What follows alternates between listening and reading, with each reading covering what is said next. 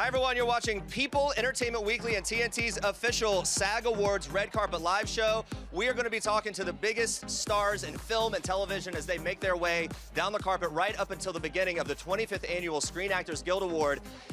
Look, the show is live at 8 p.m. on TNT and TBS. This award show, one of the most anticipated of the year. Very excited to be here outside the Shrine Auditorium in Los Angeles. I'm Jeremy Parsons with my beautiful host, Lola Ogunaike. How you doing? I'm great. I'm ecstatic to be here, and I'm excited to celebrate the silver anniversary of the SAG Awards. Yeah, we got the silver going down the carpet. We got it here. That's we got right. it everywhere. And it's all brought to us by Reynolds Wrap. They're keeping us wrapped tightly. They are doing it. And also, by the way, here with us on the silver carpet is People's Deputy Editor J.D. Heyman and my co-host from People Now, Andrea Belke, down the carpet. Hey, guys, how's it going?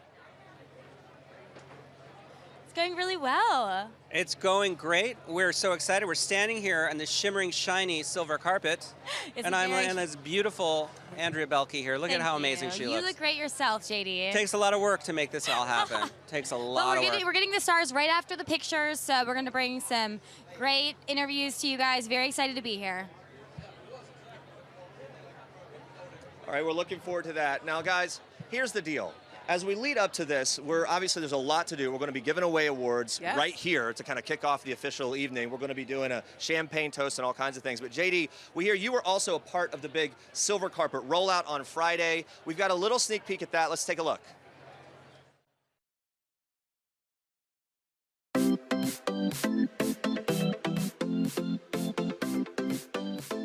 Well, I'm very honored to be with Kathy Connell, who is the executive producer of the Screen Actors Guild Awards. She is the only woman who executive produces an award show in Hollywood, which is amazing, and she does an incredible job. This is your, what, millionth time doing this? 25th. It's such an interesting year, too, because there's so much good television, so much good film. I have no idea who's going to walk away with the actor this year. When the SAG Awards was celebrating their 25th anniversary, what better partner than Reynolds Wrap to help roll out the silver carpet? It's very elegant, it's reflective, and it brings out the shine in everyone. I mean, first time nominee, it's my first time going, and also it's the 25th anniversary, so it's an incredibly special experience. It's just like the highest honor, because in a field where there's so many good things, there's so many talented people that we all just love and respect and look up to, just to kind of earn their praise is, it's unbelievable. What's fun is not only is it the 25th anniversary, but rolling out rugs is actually something I'm used to because my grandpa's owned a rug shop since I've been little. So this was like a full circle moment. I think as actors, you know the crazy hours that you work and everything that goes into actually making a show or a film happen, as well as all the amazing people around you that have to make it happen. And so SAG is great because it is a true celebration of everybody that you so admire. And also just when you look at the organization itself, this is the organization that advocates for you year round.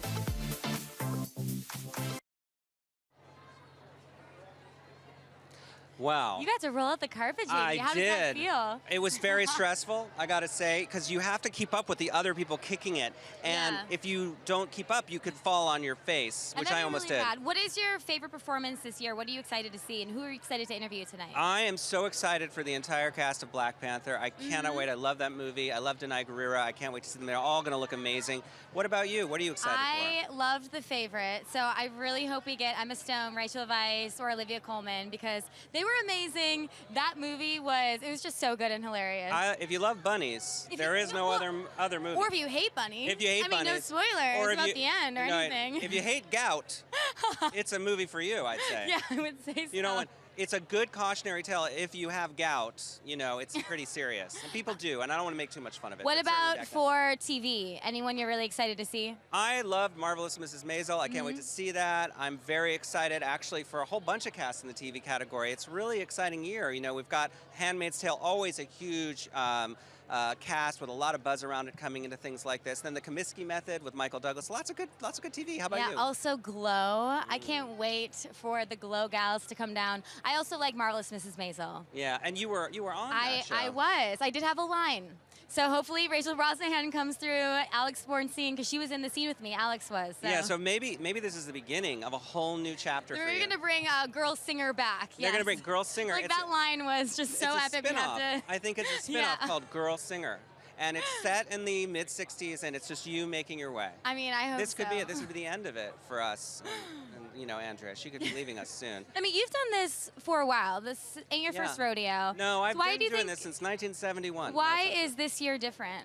Well, it's different for a lot of reasons. I think that sort of the breadth of the television category, it's you know, a lot of great shows, and also some really interesting films that we're seeing. I think the blending of movies and television in a way that we haven't seen before. I think it's the future. You're seeing obviously Netflix with all of these nominations across categories, across the platforms that we think of. And we're seeing a lot of interesting performances that kind of mirror what's going to happen at the Academy Awards. We're going to see obviously a lot of Glenn Close.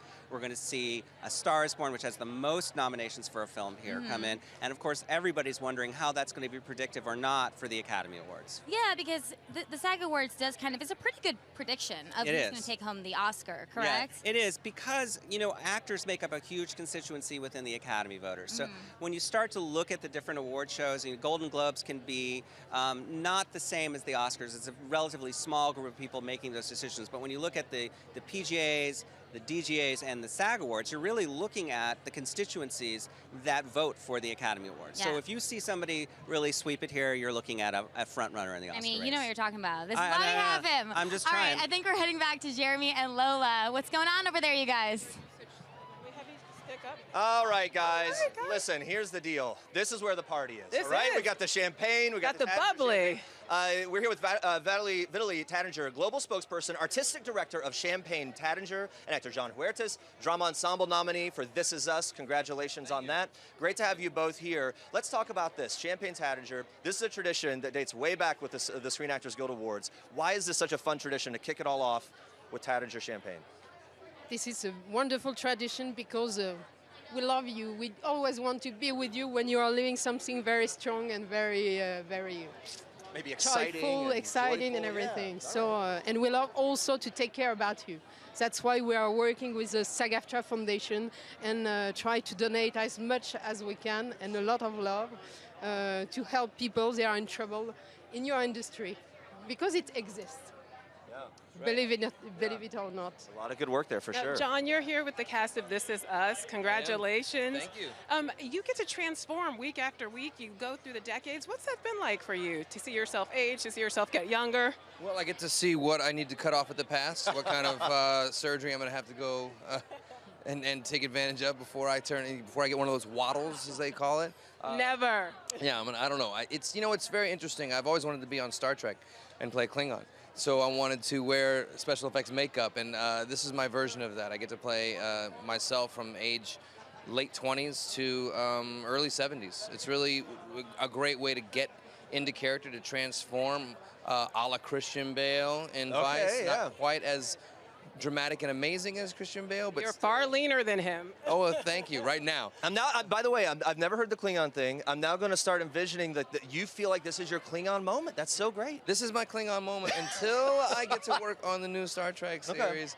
This is going to be my Klingon moment. Worf would be very proud. That's one of my favorite characters from Star Trek. I am a Trekkie, by the way. Mine too. Yeah, well, guess what, guys? I think there's only one thing left to do. And that toast is some Tattinger. To toast. Here we go. Cheers.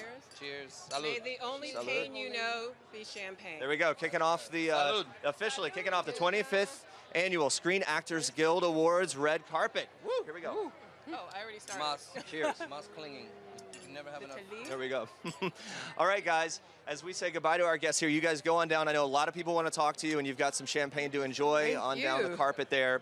We're going to keep moving here because fun. Yeah, it was fun. And more bubbly, please. Well, we're going to keep this here, see how long it lasts. But one of the things that we're going to be doing as well is actually kicking off the Screen Actors Guild ceremonies with a couple of awards. That's right. Right, and so the party's about to start. Joined by SAG Ambassador Harry Shum Jr., also a SAG Award Motion Picture Cast nominee this year. We're excited to talk to him. We're at this Entertainment Weekly pre-party last night. Yep. He We was had there. A great time. Lots of people were there. The cast of Crazy Rich Asians shut it down It did, right? yesterday. They were the most popular bunch in the house. Everyone was flocking around them. It was a good time. Yeah. Well, we know, and we've said this before, that something that's unique that you can tell about the Screen Actors Guild Awards is that the actors really love it and love to hang out. How we doing? Good. Oh my gosh, what a beautiful day. Let me give you your official intro again, okay? Here we go. SAG Awards Ambassador Harry Shum Jr., SAG Award Motion Picture Cast nominee as part of the cast of Crazy Rich Asians, and SAG Awards Drama Ensemble nominee for Handmaid's Tale, Sydney Sweeney. It's so great to have you both here. Let's start with this. Sydney, your first SAG Awards nomination for Ensemble in a drama series.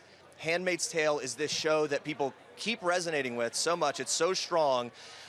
What's it mean to be acknowledged for this project and for people to, and your peers to kind of glom around it in such a way? Amazing. Everyone works so hard, so I'm so happy to see everybody here. They deserve it, and it's my first time, so I'm crazy nervous and excited. Okay, yeah. Have you seen anyone so far that sort of made you excited? I don't know. Who are you pumped to see?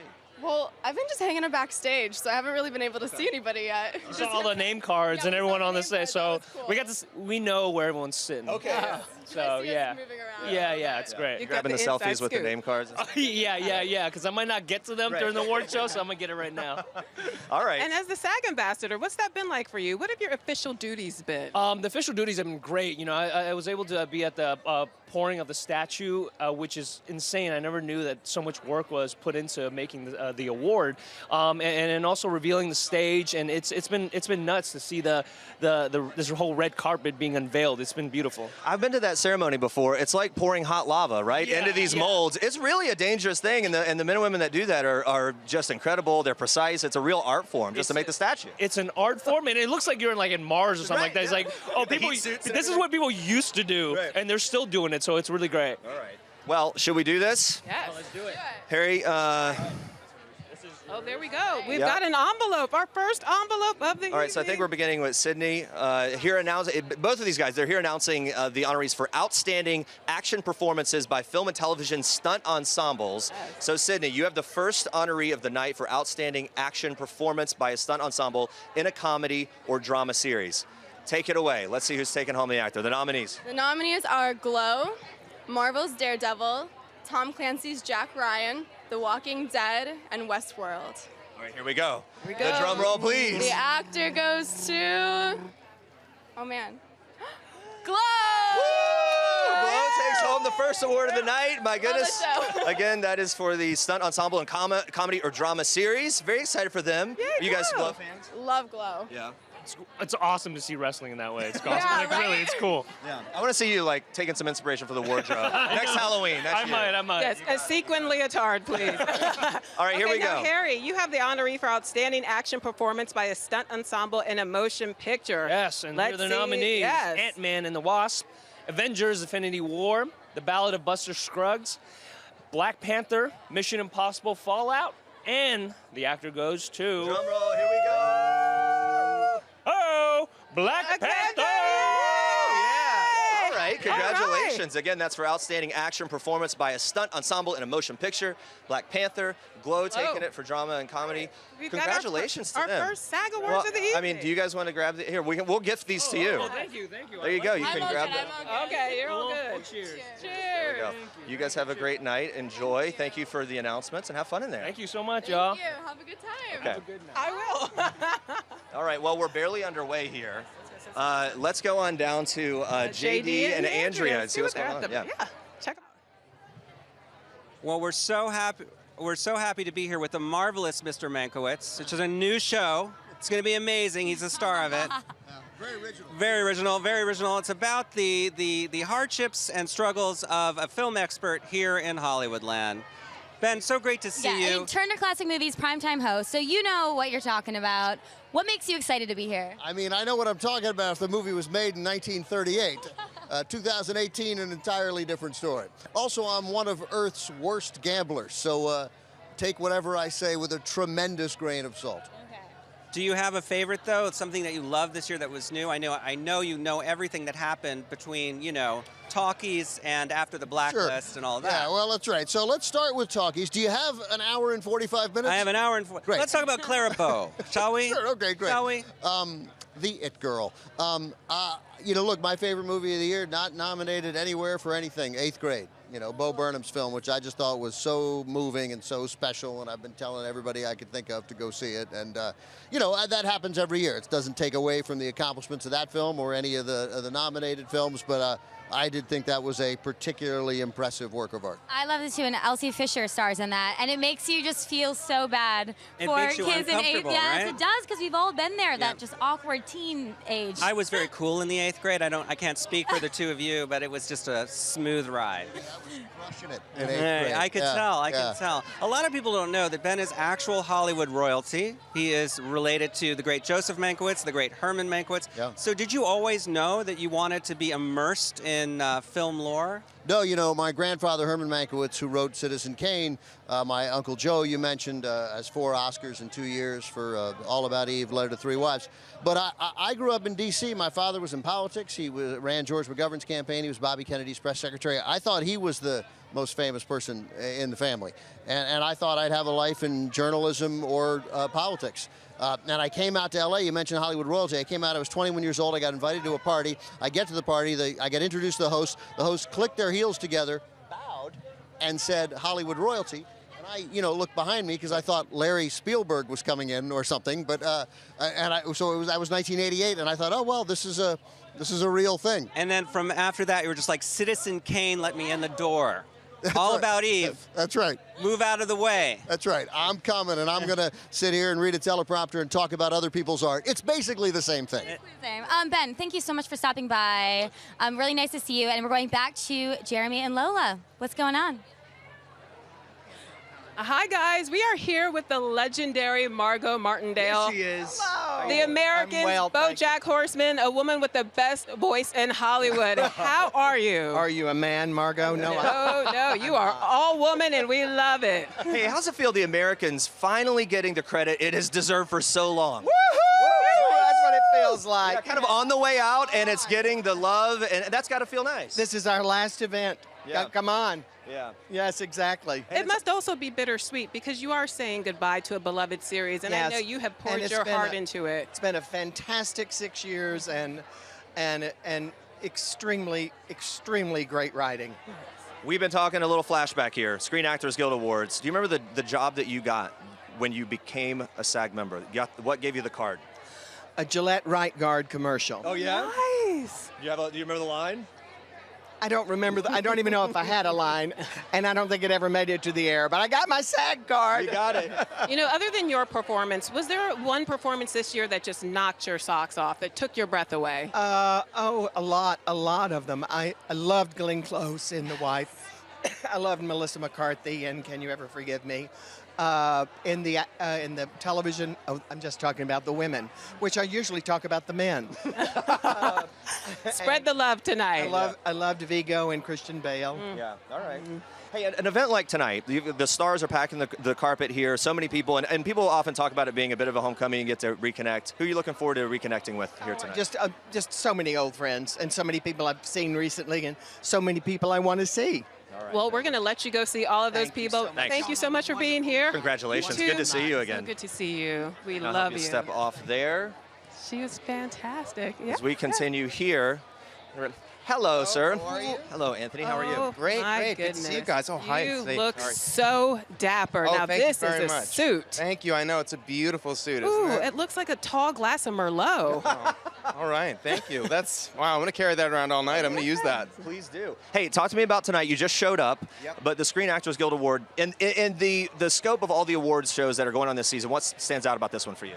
I mean, honestly, it's the 25th anniversary. It's really special. I think there's a lot of thought and energy and love that's put into it. It's actors, celebrating other actors, and it's a wonderful time to celebrate.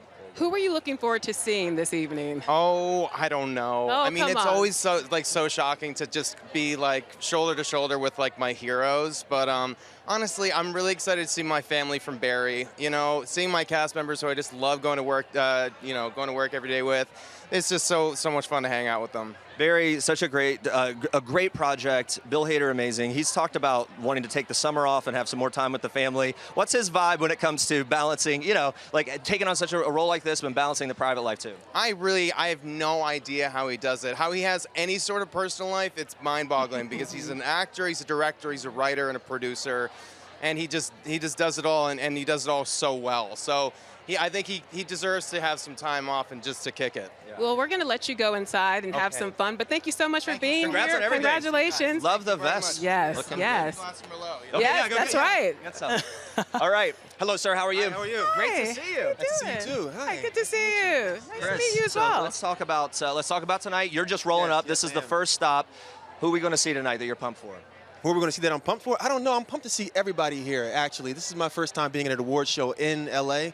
I'm from New York City, but seeing the people's faces here, seeing some of the stars here, I'm hoping to not be a geek about it and just, try to fit in, But if someone walked down the carpet that made you totally fan out, made you totally stand, who would it be? Made me stand and fan out? I don't know. If I saw Denzel walking down the red carpet, I might just lose all air in my chest. Give me your best Denzel impersonation. I can't. No. I'm going to leave that to Jay.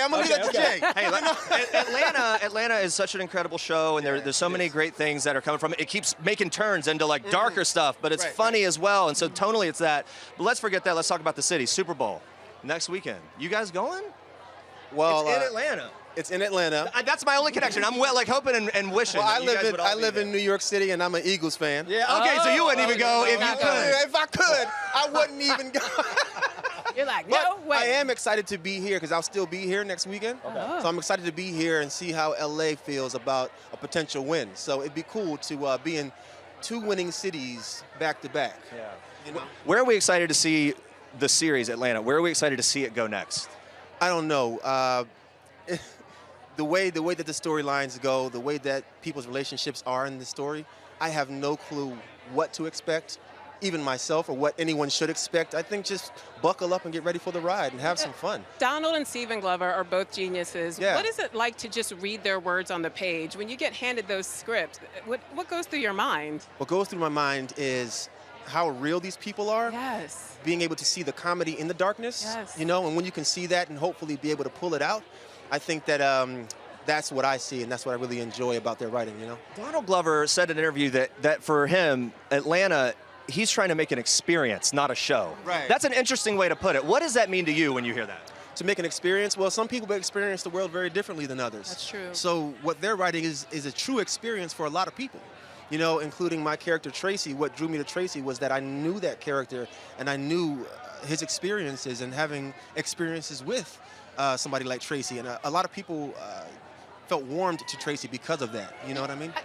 We all know a Tracy. Tracy's been on the right side of the law, on the wrong side of the law. He's a good guy. He's a good guy. He's a thug with a heart of gold. With a heart of gold. Yes. Remember the heart of gold. The you know heart what I of mean? gold. That's what makes him human. Relatable. Is there a moment on set where Donald Glover snaps in and out of Childish Gambino? How do you know who we are encountering when you walk in? Is there a different vibe? Is there a different wardrobe? Donald is so cool, man. I oftentimes say you wouldn't know Donald was Donald if he didn't tell you he was Donald. Yeah. You wouldn't know because he's just so cool. You know what I mean? He's so approachable, easy to talk to, and that's it. Well, who else you just described? You. Yeah. Cool and approachable. Thank you so much for joining us. Congrats on everything. Have an awesome time. Have fun out there tonight. Take care. We're tossing it down to Andrew and JD. That's right. Hey guys, we're here with Wyatt Nash from Glow. Amazing, has a secret history with our very own Andrea. I'm so excited. So we actually played Survivor together when we were little babies. I was 21, you were 22. That was like 8 years ago. Yeah. Now you're nominated for an award for Glow, which is amazing. How does that feel? It feels so good. I'm such a huge fan of the show from the get-go in season 1. Then to be a part of it and just be surrounded and be in that atmosphere, it's just wonderful. And being here, it's fantastic.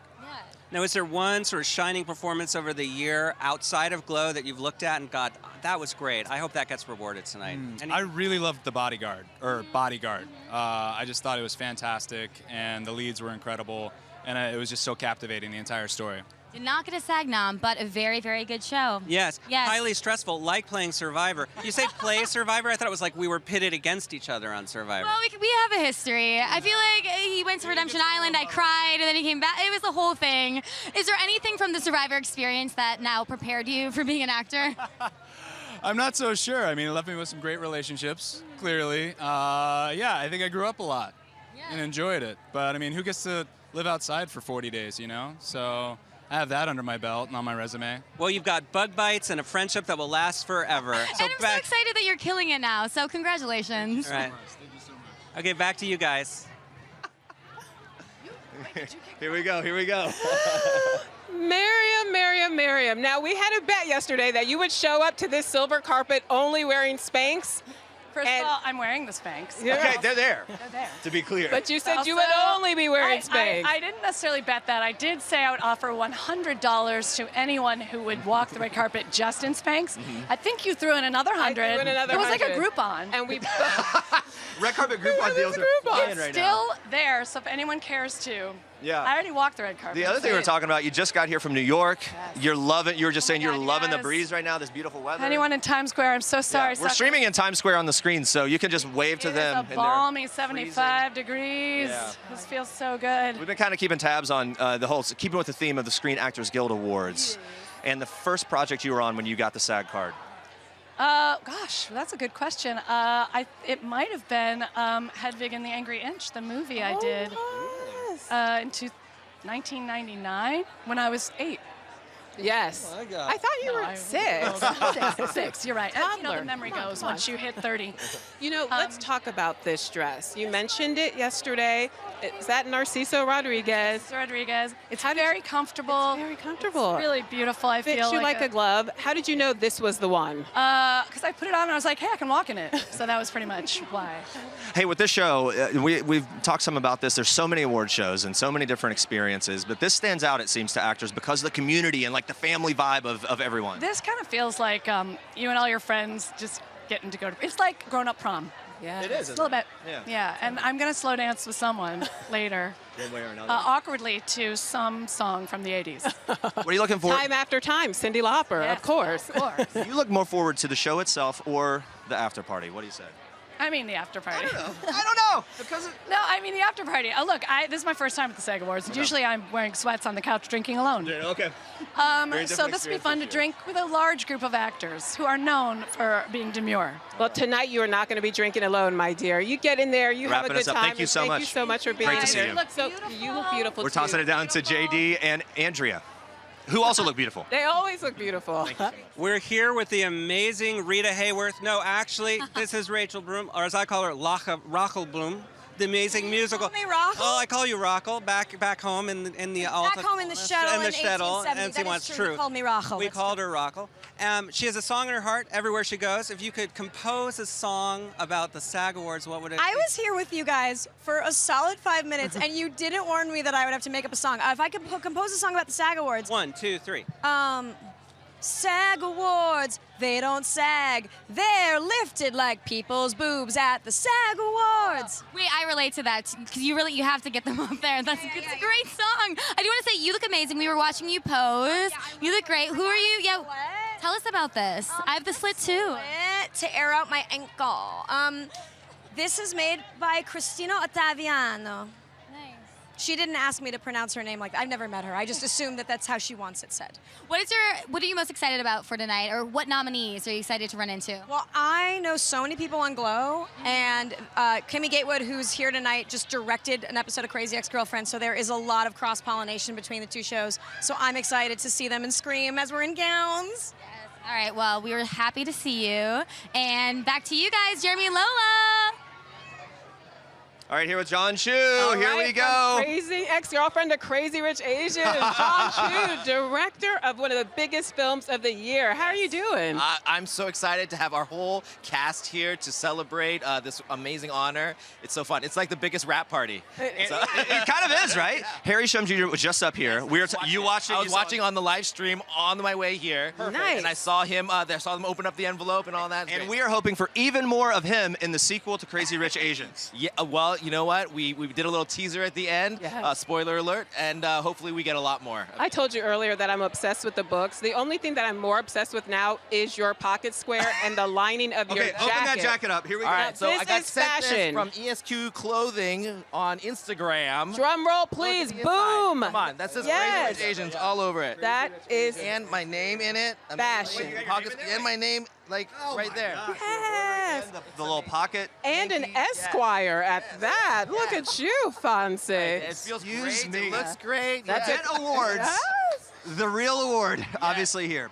So clearly, Crazy Rich Asians did well for you. It was a fun time. It's been a fun year. Insane. I'm still processing everything, but it's so nice when people watch your movie and they cry and get personally connected to it. We knew we were making a fun movie, but the way it's changed everything is pretty amazing. And there's so much great stuff, and they're pushing us down the carpet. So many people want to talk to you. Thank you. Have fun in there tonight. Congrats on everything.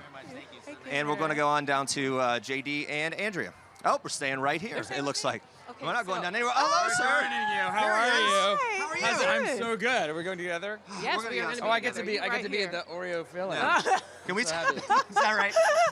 Can we talk? Okay, Jason Butler. Let's talk about Ozark. What do you want to talk We're about? obsessed. We're both I'm obsessed with the Are show. we allowed to just now that it's dropped? Like we can just go right to the fact of my life. No, we can't wanna because fully spoil. spoiler alert. Spoiler alert. That thing dropped in August. Don't you feel like we feel should like be people able should to Okay, say? fine. You're dead. I'm dead, everybody. I'm dead. I wanted to actually ask this. With Jason Bateman, he's the kind of guy who, he's a terrible person, obviously. You've said Not that. funny. You've said that. But he's the kind of guy who comedically, he can play it straight Yeah. and still be funny. And then you put him in a drama context, he's playing it straight and funny. Is there a tell? Does he have a tell when he really means it and he's really angry, or if he's just being sarcastic? No. The thing about Jason is, besides the fact that he's the best leader of any ship that you want, he's also just the most economic actor that there is, whether it's in comedy and the way he can throw something away, just like effortless, or in drama. So that was really fun. I got to shadow him for a bunch of episodes, and just watching him as a director and as an actor was really fantastic. That's great. What Really was it good. like to be a part of a show that was a hit right out of the gate? To have it not even have a build up, to just have it be like, pew! It's so nice. It's nice to be in something. It's always nice to be in something that people like. Yes.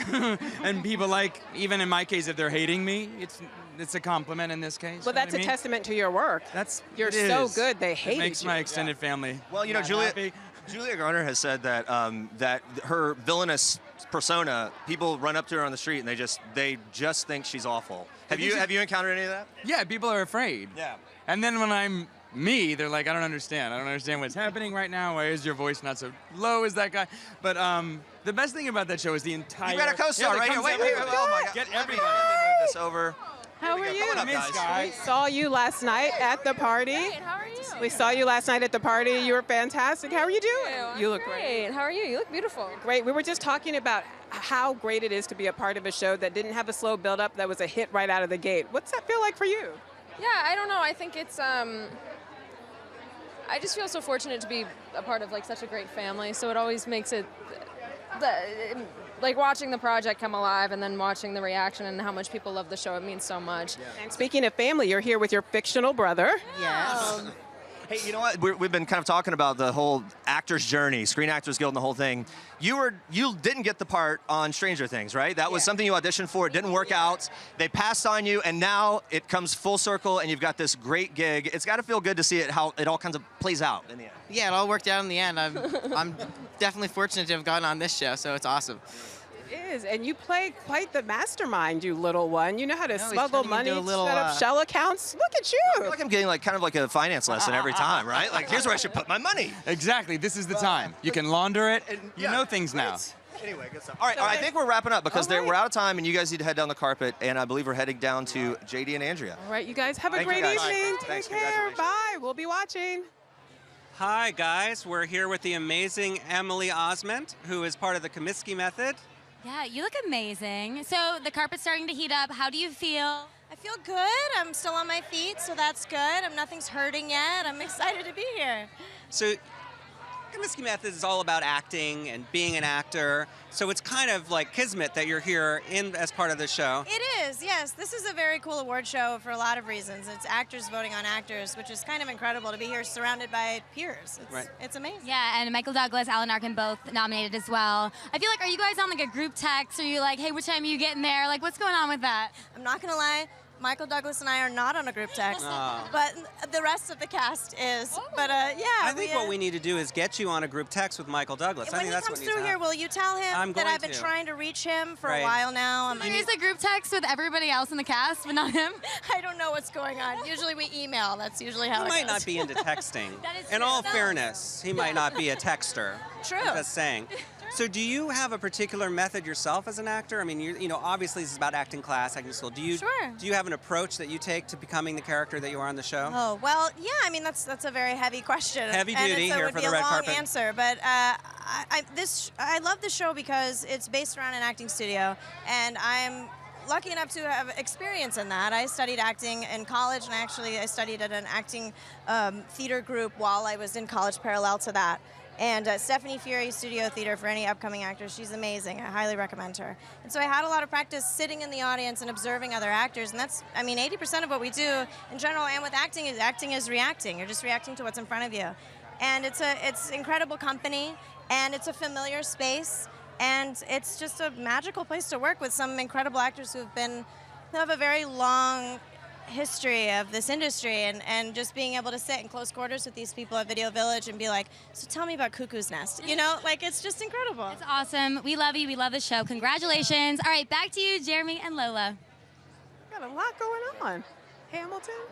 Hey, Anthony Ramos is here. Star is Born. Oh my goodness. We want to talk about that, but let's start with this suit. Looking good. Yeah, thank you, David Hart. Thank you for hooking me up, and Mikey, my stylist. Looking good. You got the velvet tie, the whole thing. We were talking about this. Lady Gaga last night in Vegas. Bradley Cooper showed up, came up on stage. It seems like they just have such a legit bond that's going to go way beyond this movie. Yeah, I mean, you know, I think, yeah, I mean, when you do a movie like that and you spend that much time together, you hope that the two stars have a bond like that. So I mean, it's super organic, and there's nothing fake about it. So it was cool to just be privy to that. And What about your bond with Gaga? You played her best friend. Do you Yeah. all call each other up? Is she on your speed dial? Yeah, Are you like, what's up, Gaga? How you doing? You know, like we text. You know, like every time she get nominated, I'm like, yo, Steph, I'm so hyped for you. You know, but she's awesome, man. She's just dope, and I'm so happy for everything happening to her and this movie. You know, so. It would be really lame, but if it were me and I had Gaga's number, I would put one of her songs as the ringtone. You tell me what's your favorite Gaga song, and is it a ringtone for when she calls you? Oh, Love Games, Love Games. Oh, I don't know that song. Care to sing a little bit of it for us? I might jack up the words. I know the melody. Like, let's play a love game, play a love game. There you Do go, you there want you go. love? You know what I mean? Love it. Very good. Hey, man, have fun here tonight. Reconnecting with that cast. Congrats on this and everything else. And she's got to have it season 2, right? She's season 2 coming out this year, baby. Check it out. Look for that too. We'll help you down right here. Thanks so much, man. Who's coming Ken up? Jeong is coming up Fantastic. in just a sec. Goodness. Ken, Him. here he comes. Here he comes. Maybe. This is what He's happens. coming. He's coming. People are all reconnecting. It's part of the reason that the show is so great. People see each other. Party, and they all genuinely like each other. Here They're we go. having Come a on good up. time. Come Here on we up. go. Oh, wait. Okay, here we go. Hi, Ken's here too. how are Both you? you guys. Thank Oh, you my so goodness. much for being here. Hi. Hi, Nico. Nice to meet you. Nico. Hi, Ken. Ken. Good to see you. Ken, how are you doing? Thank you so much for being here. Just talking to your director, who had a jacket that is lined in Crazy Rich Asians' official logo and everything else. I haven't seen it yet. I haven't seen it yet. And it has a matching handkerchief. That is a fashion yes. Yeah, So, is that a fashion yes? That's a fashion yes. Fashion yes. He was asking me how come I didn't have anything lined similarly, like literally. I was like, God, dude, this is I don't know. Well, I said a cummerbund because I ate a big lunch and I can't button it. I can't button it. Well, speaking of yes, a lot of people said yes to this film. It was wildly embraced. What's it feel like to have a film just be that so universally loved and well received? Well, I think it went beyond our expectations. Right. You know, we knew when we were making it that we were making something really special. It felt that way on set, but the fact that it kind of went, it had this like beyond what we expected was the biggest surprise of all. Oh, okay. You know, a lot of people were like, "Oh, y'all got snubbed at the Oscars," but I think there's such a big takeaway. I mean, from the movie, like we already won in such a big way. Like, you know, like yeah. The in terms of how it's moving the needle with inclusion and everything else. Yeah, that's a real big win from the movie. So. And quickly, before we got to go, but before we do, you guys have been doing the award stuff. Is there someone that another nominee that you become best friends with throughout this experience that maybe you didn't know as well before? People are dying to know you. Well, I mean, I've seen old friends, from this, and I've been running to Bradley Cooper everywhere, and so just talking to him and kind of running into him frequently. It just kind of triggers old wonderful memories, and I'm just so happy for him. You know, yeah. Thank you guys so much. We're out of time. We're going to throw it down to JD and Andrea. Have a great night tonight. Thank you so much. It's great to see you. We are here with Jason George. You know, not since Heather Locklear was on Dynasty and T.J. Hooker at the same time have you had a busier actor in Hollywood. Not only on Grey's Anatomy, he's also on Station 19. He's got 3 kids, 2 jobs. It's amazing. Kids are expensive. That's Kids all I'm are gonna expensive. say. I can never stop working. Yeah, I want to say you look really dapper. We were looking at your shoes, the whole thing. What's like your pregame ritual for stuff like this? You know what? I usually don't overthink it too much, and then at the last minute, I grab my son who's really deep into fashion. I'm like, where are we going? We're going silver tie, we're going black tie, and he helped me put together some stuff. You know what I mean? Your son did very well tonight. He got stuff. He got a game. He got game. All the performances this year that you've watched, what do you think is a shining performance? Not your own, which was amazing. I think I was brilliant. You were amazing. But what have you seen this year that you really just thought, wow? Here's the thing. I actually, I'm on the SAG Awards committee and one of the producers of the show, so I can't talk about a specific performance, but I will say this, that the diversity of the nominees, I think SAG-AFTRA gets it right. I feel like, when you look at our ensemble cast of Black Klansmen, Black Panther, Crazy Rich Asians, I feel like, we have 150,000 SAG-AFTRA members, and we have to be prepared to, represent anything you can find on the planet. If they want to put it in a movie, we need somebody to be able to play that role. So our diversity ends up getting reflected in the nominees you have, not just the phenomenal performances, but older people, Lily Tomlin and Jane Fonda for, Grace and Frankie, Timothy Chalamet, is like, he's still got new car scent on him. He's so young, but but he's up for, Beautiful Boy. So that diversity from age and gender all gets represented here. So that to me is one of the things I think that the SAG Awards gets right every year. I completely agree with you. It's SAG, you get it right, SAG Awards. Yes. You did it right. All right, Jason, thank you so much for stopping by. Congrats on everything. Stay busy with those 2 jobs, 3 kids. All right, back to you, Jeremy and Lola. Take care. All right, here we go. The men of Bohemian Rhapsody. Here they are, looking good. I've got this theory, as I've seen press rollouts since the movie, that everyone's fashion game was upped for maybe forever after doing that. Like after seeing Rami Malek and seeing all that, you guys are looking great. Well, Rami's hard to contend with. You know what I mean? That guy is so stylish. So you're just trying to follow his lead, man. He's got it sorted. Now, Joseph, you and I were together on couch surfing. Thank you so much. You were fantastic. Thank you. That was one of the most fun interviews I've ever done. Oh, I want to do it again. Don't stop. But please, I do. keep going. I do. I need to work more just to be able to do more stuff for couch surfing. That's my goal now. Now, I know being here pales in comparison to being on couch surfing, but what are you most excited about this evening? Oh, man. You know what? Every time that we get to be together with the entire cast is just like such a blessing. We have so much fun together, and so that reunion is something that's really special for us. And then to also be nominated together is like a really cool thing because we were such a family on set, and to have that sort of play out here at the SAG Awards is something really cool. You really do get that familial kind of vibe, and congratulations to you guys on all your success, and have fun here tonight. Thanks very much. Guys, we're going to go down the carpet to JD and Andrea. Herman Leach. Yeah, there you go. Hi, we're back with the most romantic story of the night, because my nemesis, as longtime viewers would know, is Alan Leach. We've never liked one another, but he did one thing right, and that is that he met the beautiful Jessica Blair Herman at the EW party, and they fell in love. Now she's Jessica Herman Leach. Yeah. And now they're happily married. And wait, why are you guys nemesis? What's going on with that? Alan goes years back. Alan and I think it was it the Imitation Game around that time? Something. He came in the Imitation Game. He came such in, an attitude. and I remember that Alan was voted like GQ's best dressed British men. Why do you laugh when you say that? I just thought it was funny, Alan. I think, no, it's totally, it's accurate. Yeah, it's accurate. But he does. He looks great, doesn't he? Look great. Obviously, had a great influence on Alan. And we have to ask you. That wouldn't be nice. She does bring out the best in me. It is a lovely story. So you guys met 3 years ago at the EW party, so kind of keeping it in the family. Now, here you are. So I want to know who first approached the other one. What was the story? I approached Jessica, who at the time, I think you were dancing with the girls from Orange is the New Black. And I saw you dancing, and a friend of mine, Tom Aspel, we were about to leave the party, and being Irish and, having 2 rubber arms, he said, "You want one more drink?" I went, "Yeah, okay." Went in, ordered, turned around, saw this vision in a velvet dress and said, "Tommy, I'm going to dance with that girl." And then we got married 3 weeks ago. 3 weeks. Thank you. Well, best wishes to you both. And I should say, the Downton Abbey movie coming up. Very soon. Very soon. Very excited about that. Yeah. And now you're sort of living the American life, right? Yeah. We should hang out. We should. We yeah, should. I think we'll we need have to fun. squash the old beef. Call me. Thank you guys so much for stopping by. Congratulations, you look beautiful. All Congratulations. right, true love exists. All right, back to you, Jeremy and Lola. Yeah, we're kind of posing it up here with Holly and Kedrick, from the Americans. Can we see it again? No, you got it. You got it in there. Oh, yes. No, Blue imagine. Hey, can we talk about the collar really quick? Yeah, we can. Tell me about it. I mean, honestly, this was a last-second decision because so this was actually a sample shirt just for the size when we tried on the suit, and then we liked it. Turned out it was a girl shirt. Oh my gosh, that's but the buttons are on the other side, so it's actually made for women. But my small body just works. Yeah, it worked, so we took it. We stole it right off the rack. No, imagine. And really quickly before we let you get inside, this dress extraordinary. How are you feeling tonight? You must be feeling like. I'm feeling great, but a little hot. Okay. The sun is blaring. Hopefully, I'll get a tan while I'm here. Yeah. So. Right. And the Americans, it's finally getting the love it deserves, and we're super pumped that you guys are here. Thank you for stopping by here. Thank you so much. And we'll help you down here as we continue. Thank you.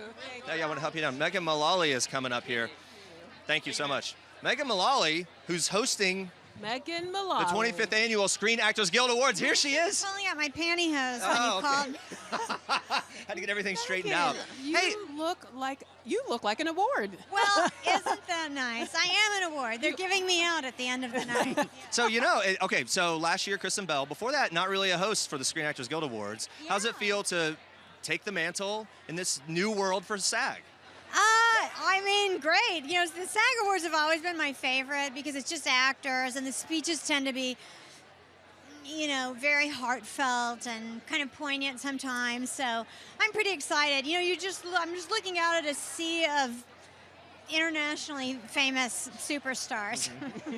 Now, will Karen from Will and Grace make a cameo at all? Karen will not be here tonight. Okay. Will your hubby make an getting appearance? some work done. Yeah. How about your hubby? Is he making an appearance? No, he's in the UK. What's he doing? He's doing a movie. Combing that beard out. I know, he's just combing his beard. The beard is for the thing he's doing. He's doing a show for FX, so, he's... How about a little teaser for opening monologue, something up your sleeve, anything throughout the night that you're excited for? No, I haven't written anything yet, but that reminds me, I should probably get on that. So that's the teaser. That's all we got. There's still time. There's still time. Start till 5. Well, you go in there and start your monologue. Start working on that. Thank you so much for being here. Thank you so much. Great to see you. You look gorgeous. Thank you. And Yeah, so do you you. look gorgeous. Do I look okay too? Thank you so much. We're heading down to JD and Andrea.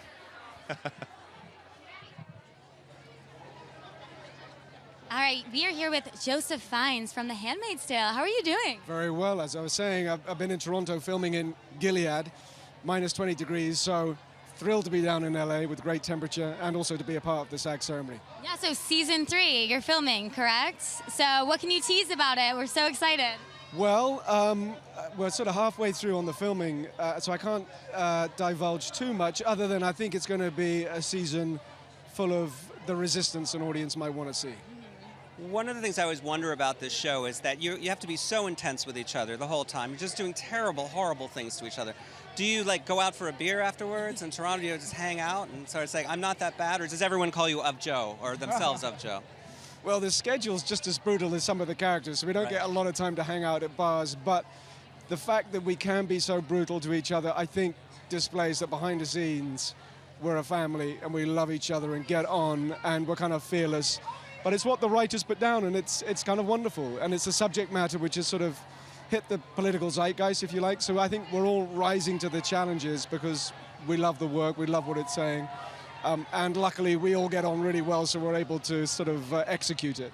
Yeah, what is that like, kind of piggybacking off of that, when you see people outside of that filming schedule at a carpet like this? You see Elizabeth Moss, but everything just normal people. What is that like? Great. I love normal. Getting out of Gilead and experiencing normal is like a high. Yeah, so love it. Yeah.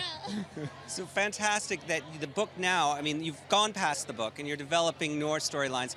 Is it more interesting now that you're sort of getting scripts that don't have to do with the original source material? Obviously, Margaret Atwood is still very much involved, but it's sort of new frontiers now. You're kind of going where she didn't go in that first novel, so. It's fascinating. You're right. We've kind of pretty much exhausted the narrative, but I think beneath the narrative, there's so much politically going on in respect of women's rights, autonomy of themselves, their choices, their bodies, and that conversation hasn't gone out of fashion. And whilst it's still there, I think our show still has a lot to say and be a part of that discussion. So she's kicked off with an incredible novel, but weirdly, the zeitgeist is such that there's so much in that novel that you can explore, I think, for many number of seasons. I hope it keeps going on and on because it's such a great show, so intense. You're amazing. Thanks for stopping by and congratulations. Thank you. Nice to see you again. Yes. Back to you, Jeremy and Lola. All right, Giancarlo Esposito and daughter. Would you like to do the honors of introducing? Yes, my daughter, Kale. Hi, Kale. Hello, nice to see everyone. This has got to be the coolest perk to have dad doing this kind of thing. It's amazing, yeah. He's a legend. He is. He really is. Yeah. It must be nice to have your daughter acknowledge the fact that you're a legend. It's kind of wonderful to have daughters who've grown up sort of with me as I've grown. And Kale is number 2 of 4, and they all have been around the business to a certain extent. And it's nice that they feel like my work is good. Your work is great. We were just saying this as you were standing here. This is your 3rd SAG Awards, and you have so much work going right now. It's hard to keep up with it all. When you're flipping through on a Saturday, lazy Saturday, and you see something that you're in, what will you stop and watch? Oh, my goodness. I probably would stop and watch Do the Right Thing. I'm such a big fan of Spike Lee and so happy for him this year with Black Klansman. If I watch it all, sometimes I just close my eyes and go, no, I don't want to see myself. I'm very proud of a movie called Fresh I did with Boaz Yakim many years ago. And I'm always right in the thick of what I'm doing now. And I'm completing a show called Godfather of Harlem with Forrest Whitaker and written by Chris Brancato, where I play a very colorful, wonderful, spiritual, yet very political person, Adam Clayton Powell Jr. Man. And so I'm very excited about You've got that. a lot going on. Yeah. The movie that I always have to stop and watch that you're in is Trading Places. Oh, yes. Tell them how you got the dude. I'm the background, right off of Eddie's shoulder. Kind of interesting. And I actually do look like I'm about 17, but I'm actually at that time about 15. Man, there's so many people that want to talk to you. Thank you so much. Really appreciate it. Congratulations. And congratulations to you as well. You guys have a fun night tonight. I'll help you down. No, you got it. You got it. Date night. I help her Daddy-daughter date night. How fantastic is that? Fantastic. Oh, we're going to JD and Andrea down the carpet. They got someone. We're here with Justin Hartley from This Is Us. Wait, I want to start with this. You were just saying you want to photobomb the Fiji Water Girls. I'm going to do that right now. I'm going to sneak back there, and I'm just going to be like, I'm just going to lean into the... Just kind of work your way into every shot. Work my way into every shot. Yeah, that's what I'm going to do for the rest of the red carpet. So now you've been here a few times, and when you start out with a show that's big, you're best friends with everybody. Everybody loves each other. Now you're in the phase where you just hate one another. Not and you're at all. plotting. You know what? Tell us the truth. Honestly, like that's a typical story, I'm sure, but honestly, unless I'm the one that everyone hates, which wait, I'm starting to understand what's going on now. Right. They brought you to us for a reason. We've actually, yeah, that's right. They're all inside like having cocktails. I'm out here like distract them as long as you can. No, we've gotten closer, honestly. These are lovely people that I'm lucky to know, honestly. Just good human beings, truthfully. This season of the last week's episode, I was bawling. I cry every time I watch This Is Us. Do you still get emotional when you watch it back, even though you acted it and lived it out? I get emotional when I read it. And by the way, thank you for watching. I appreciate it. But yeah, last week's episode was. I always say our writers have a unique ability to just sort of. They don't string anybody along. They tell a story at a certain pace, and then they just hit you with the knife. And it's beautiful storytelling. We're lucky to be there. It's amazing. It is amazing, and it's been an amazing season for you. You've been all over. It's sort of going deep with a character that was sort of, written off at the first as sort of the pretty boy, but obviously a guy with a lot of demons. It's amazing. I think so. Yeah. We went to Vietnam together. I know. All right, Justin, thanks for stopping by. Much for having me. Congrats. All right, enjoy yourselves. Take care. Have a good one. All right, back to you, Jeremy and Lola.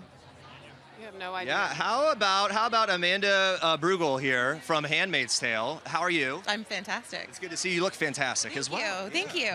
You are a vision in violet. Aw, thank you. Now, can we talk about the significance of Handmaid's Tale? I mean, the show has been universally well received, but it's also at the center of really important conversations about women's reproductive rights, gender inequality, misogyny. What's like for you to be a part of a show that has that much significance? It's an honor. I mean, you don't set out to become sort of a spokesperson for the major issues, especially as a woman, and a 40-year-old woman, very significant issues. But it's an honor, and it's a wonderful platform to be on. I get to take part in some tremendous conversations and get to meet tremendous women. I'm Canadian, so I speak a lot at home about the Me Too movement and after Me Too, and it's been such a blessing to just be thrust into conversations that I wouldn't maybe necessarily have on a public forum. How about the fact that Christopher Maloney joins Handmaid's Tale? Okay. Oh my God, I didn't know. From like Law and Order to Handmaids. I didn't know, and I saw it. I got a Google alert because I get Google alerts on Handmaids because I want to know everything that they're doing. And I found out, and I screamed, and then I got so excited. I haven't met him yet. I am going to meet him. I'm not saying we have scenes together, but I'm not saying we don't have scenes together. I'm just saying I'm going to meet him. Really quickly, before we let you go, season 3 comes back this year. When and what can we expect? I don't know exactly when. June, you can expect fire, pandemonium, crazy, crazy. Expect crazy. Okay, right. We expect. Thank you so much. Thank you. I'm going to help you down here as we say goodbye. Have a great time tonight. And I believe some of the cast of Marvelous Miss Maisel is coming up. Fantastic. We got the step here. Who knows what could happen? These chords and everything. Hello. Oh my goodness. Some of the beloved cast from a Marvelous Mrs. Maisel. Here, let's do that show on television. Here we go. Come on up, guys. Come on up. Come on up. Well, right there is good. You're right there. You're right. Oh my goodness. Here we go. Oh wow. Okay. So where do we even start, guys? This is the ultimate date night, right? This is the ultimate date night. So you Maisels and the Weissman finally out to dinner. That's right. Now you all play couples. You play okay. All right, the free dinner. You all play a couple on couple 2. And you're hiding money in their home. Whenever necessary, by the way, out of necessity. So clearly I have watched season 2. I binge watched it. I loved it. What has it been like for you all to have this show so universally well received? 1, and 2, some of you are on a billboard in the middle of Times Square. What is that like? I haven't seen that. That's good news. We all were, and it was a city block. It's crazy. Yeah. The whole thing's crazy. It is for crazy. sure. Really fun, though. Because we've all been around since the beginning of time, so it's very old. it's really time something like this happens. Well, and okay, so to that end, you've obviously got Tony's. You're a man who's been around the business a bit. His name is Tony. Yeah, it's okay. It's all there. But Broadway, and then TV shows, and then something like this comes along at this point, and it really hits. Is there a renewed sense of energy when that happens? Oh, absolutely. I mean, the whole thing about this business is that it's kind of a roller coaster, and I think that's true for just about everybody. And we just happen to be riding on the high part of the roller coaster right now. Very good. You know, one of the key themes of this season, without giving away too much, is people following their passions and the sacrifices that we all have to make to follow our dreams and to follow our passions. Talk to us about how much that theme resonated with each of you, because you've all done it. It certainly was what I believe got us all here as actors, because if you're not passionate and believe in yourself first, you have no chance, truly. And then you have to convince others. But first, you really do have to believe in yourself. Yeah. I loved Rachel's character in the first year. Obviously goes after a passion with her own comedy. And I love that, as you say, our characters this second season, we're in our midlife.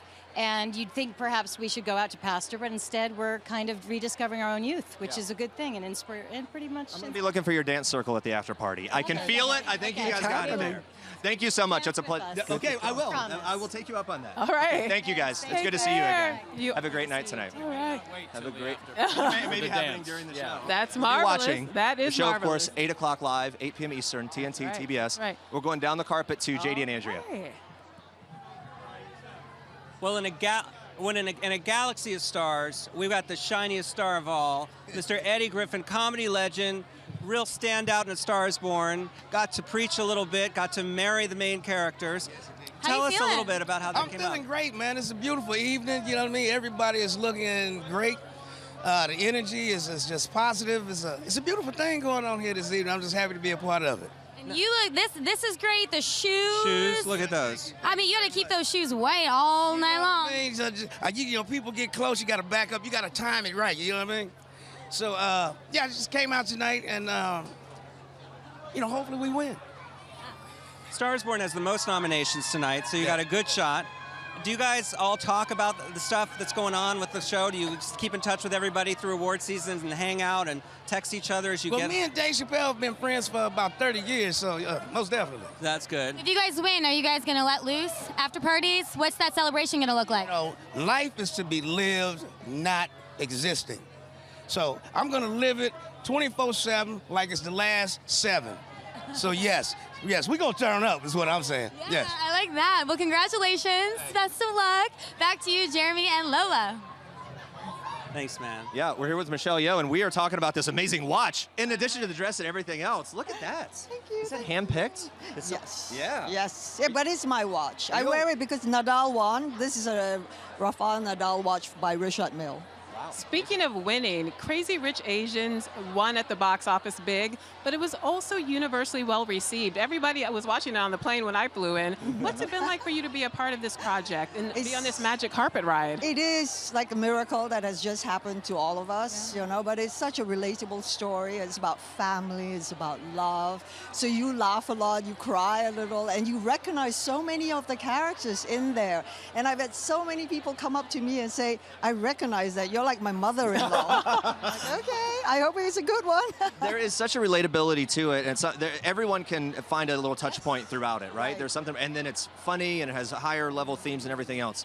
I'm thinking sequel. We keep talking about it. Where would you like to see it go if you had your own dream of where the next movie could go? Oh, where the next movie would go, I would love to show you more of Asia. I think now you've seen Singapore and Malaysia. We would like to explore maybe Hong Kong and China. It's boundless. But of course, I'd like to focus a little bit more on my character, the magical mother. That's true, and we don't see your husband in the first installment, so I have a feeling that he might be in the second one. Unlike what we see on screen, you're so nice and lovely here, as you're so scary in the movie. Hey, thank you so much. Congratulations on everything. A wonderful evening, and you are definitely one of the best dressed of the evening, so thank you so much. Very much. Breathtaking. I'll help you down here. All right. To help you down, I Look at that believe Alec dress. Baldwin is coming up here. All right. Here we go. Hi. Who's that? How are you? Oh, yeah. It's good to meet you. I'm Jeremy. Hilaria. Hi, Alec Baldwin. How are you, Jeremy? Thank you. Thank you so much. I had Great to to go see for you. comfort. Who makes your shoes?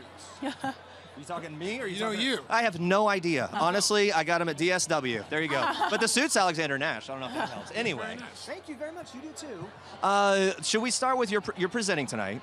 But there's also this, John Krasinski is in Jack Ryan. There's this theme of Jack Ryan that keeps kind of bubbling up, a character and a role that you're familiar with. It's something that keeps reinventing and finding its way back to screens. What do you make of that? Well, I think that a lot of different people played that, right? Like Ben and Harrison Ford and me and then Krasinski. And I'd like to say I see a line between all those people, but I don't see any line between those people. Okay. Me, Harrison Ford, Ben, Krasinski. I don't get it. But I love John, and we're friends with John and Emily, and I think it's just amazing how they pulled off that movie. Yeah. I mean, he did a great job with that movie. Yeah. Really quickly, we both have kids. Who's watching your kids right now? Left him with the valet. The ballet, they're out there. They're over there.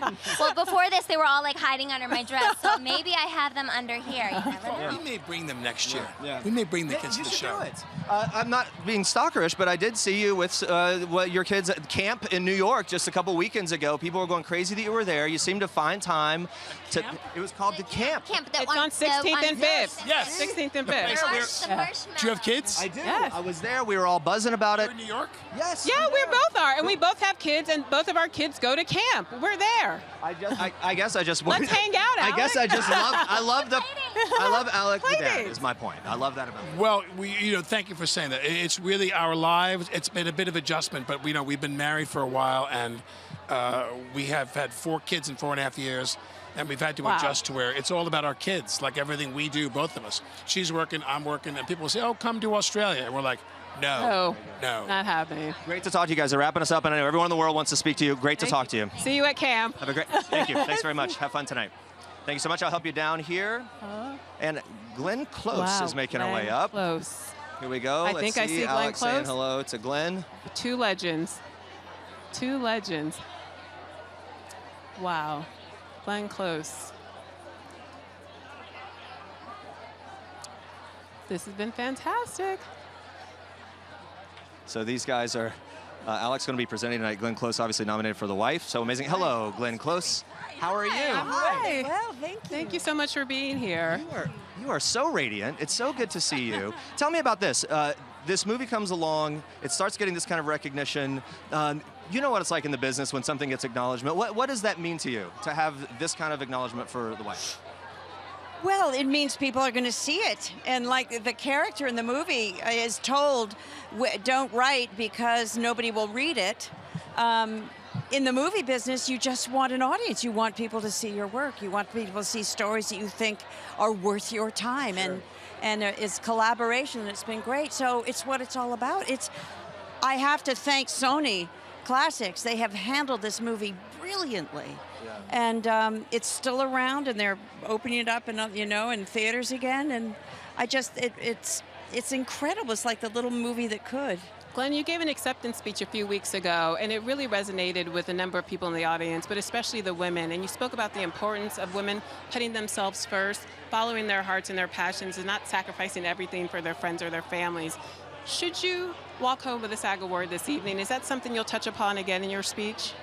I don't think I could ever top that speech it was because it was so spontaneous. Mm-hmm. And I think once you say it, you kind of don't have to say it again. But I'm wearing my grandmother's, here was my grandmother's wedding ring. That's beautiful. And she wanted to be an actress, and I only knew that after she died. And she never would have been allowed to do that. Mm-hmm. So I feel like I'm carrying the women in my family who were wonderful mothers and wives, but could have had more personal expression. Yeah. All the women who deferred their dreams, you're representing for them tonight. Thank you so much for being here. You have such a great legacy. Thank you so much for sharing some with us. Thank you. Have a good time tonight. And guys, we'll go down the carpet. Let me help you down here. You better smile, girl. Okay, we are here with the most glamorous couple in Hollywood, the amazing Sterling K. Brown, he's been nominated for 18,000 SAG Awards tonight, and the amazing Ryan Michelle Bath, the star of First Wives Club, is amazing. The power couple, looking amazing. So tell me, you guys, what's it like now? You're getting used to this. Do you still get psyched up for events like this? I mean, you come in with all this, all these nominations. Does it seem normal to you now? Still like a kid in the candy store, man. Like when I look around and I see everybody, I forget that I'm sort of a part of them. I see myself as separate and distinct, surrounded by famous people. It's kind of crazy. I love it. How does it feel to be the most nominated person today at the SAG Awards? Man, I'm humbled. I'm fortunate enough to be a part of two wonderful projects that have wonderful ensembles, and then have a role like Randall, man, that just seems to resonate. It resonates in my soul, and I think it's resonated with other people too, so blessed. Blessed is how I feel. Yeah. So the great thing about how we've seen Randall grow is he's so complicated. He's so messed up, but he's got a big heart. Is there anything you'd really like to see the family is there a character arc or something that you'd like to see Randall do in coming seasons that? There is. So in the back half of this season, there's a really wonderful exploration of what it takes for a marriage to work between Randall and Beth. And we've seen a little bit of an inkling of that, and there's more to come. And that's all I can say. It's exciting for Sue and I, because Ryan and I know, even the best of marriages, you can't press the cruise control button. It requires constant, vigilant attention. And that's, you'll see Randall and Beth working that out for themselves during the back half of this season. All right, well, that little teaser got us even more excited. Very Keeps us on our toes. Thank you guys for stopping by. You look amazing. Go Cardinal. Congratulations. All right, go Back Cardinal. to Jeremy and Lola. Always. Oh, yeah. We're talking about the heat. Nothing hotter than Alison Brie and this amazing dress. Look at that. Okay. I have to show off this bow. You have to. So how did you get into this dress? Did you jump off the top rope into it? Walk me through it. It was a four-person process. Really? Yes, to get into this beautiful Miu Miu dress. The bow sort of detaches and reattaches. Okay. It's a lot of fun. I believe I'm partially sewn in, so tonight will be really interesting. So I have glimpses of me in a few hours with my husband just being like, "Get it off me! Get me out of it!" But for now, I'm loving it. Yeah. You're nice and gracious, and the whole thing's going on. You are absolutely glowing. Yeah, congratulations on your nominations.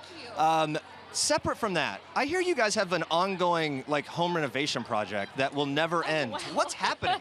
That's not what I thought you were going to ask about. Thank you. I know, but I really want to get to it because I just want to help move it forward. You know, I think we're a month out from being totally done with our renovations that have been ongoing for about 2.5 years. I was told today that it's our feng shui, that we have bad energy in our house. So does that mean start from scratch and we redirect? We and might have to have an energy worker come over and do some magic. Well, you know, you have good energy on the set of Globe. Those gals were on our red carpet last night at the SAG Entertainment Weekly pre-party. Let me tell you something. They were a good time. What is it like off camera? Is it just one big slumber party? Yes, it is so fun.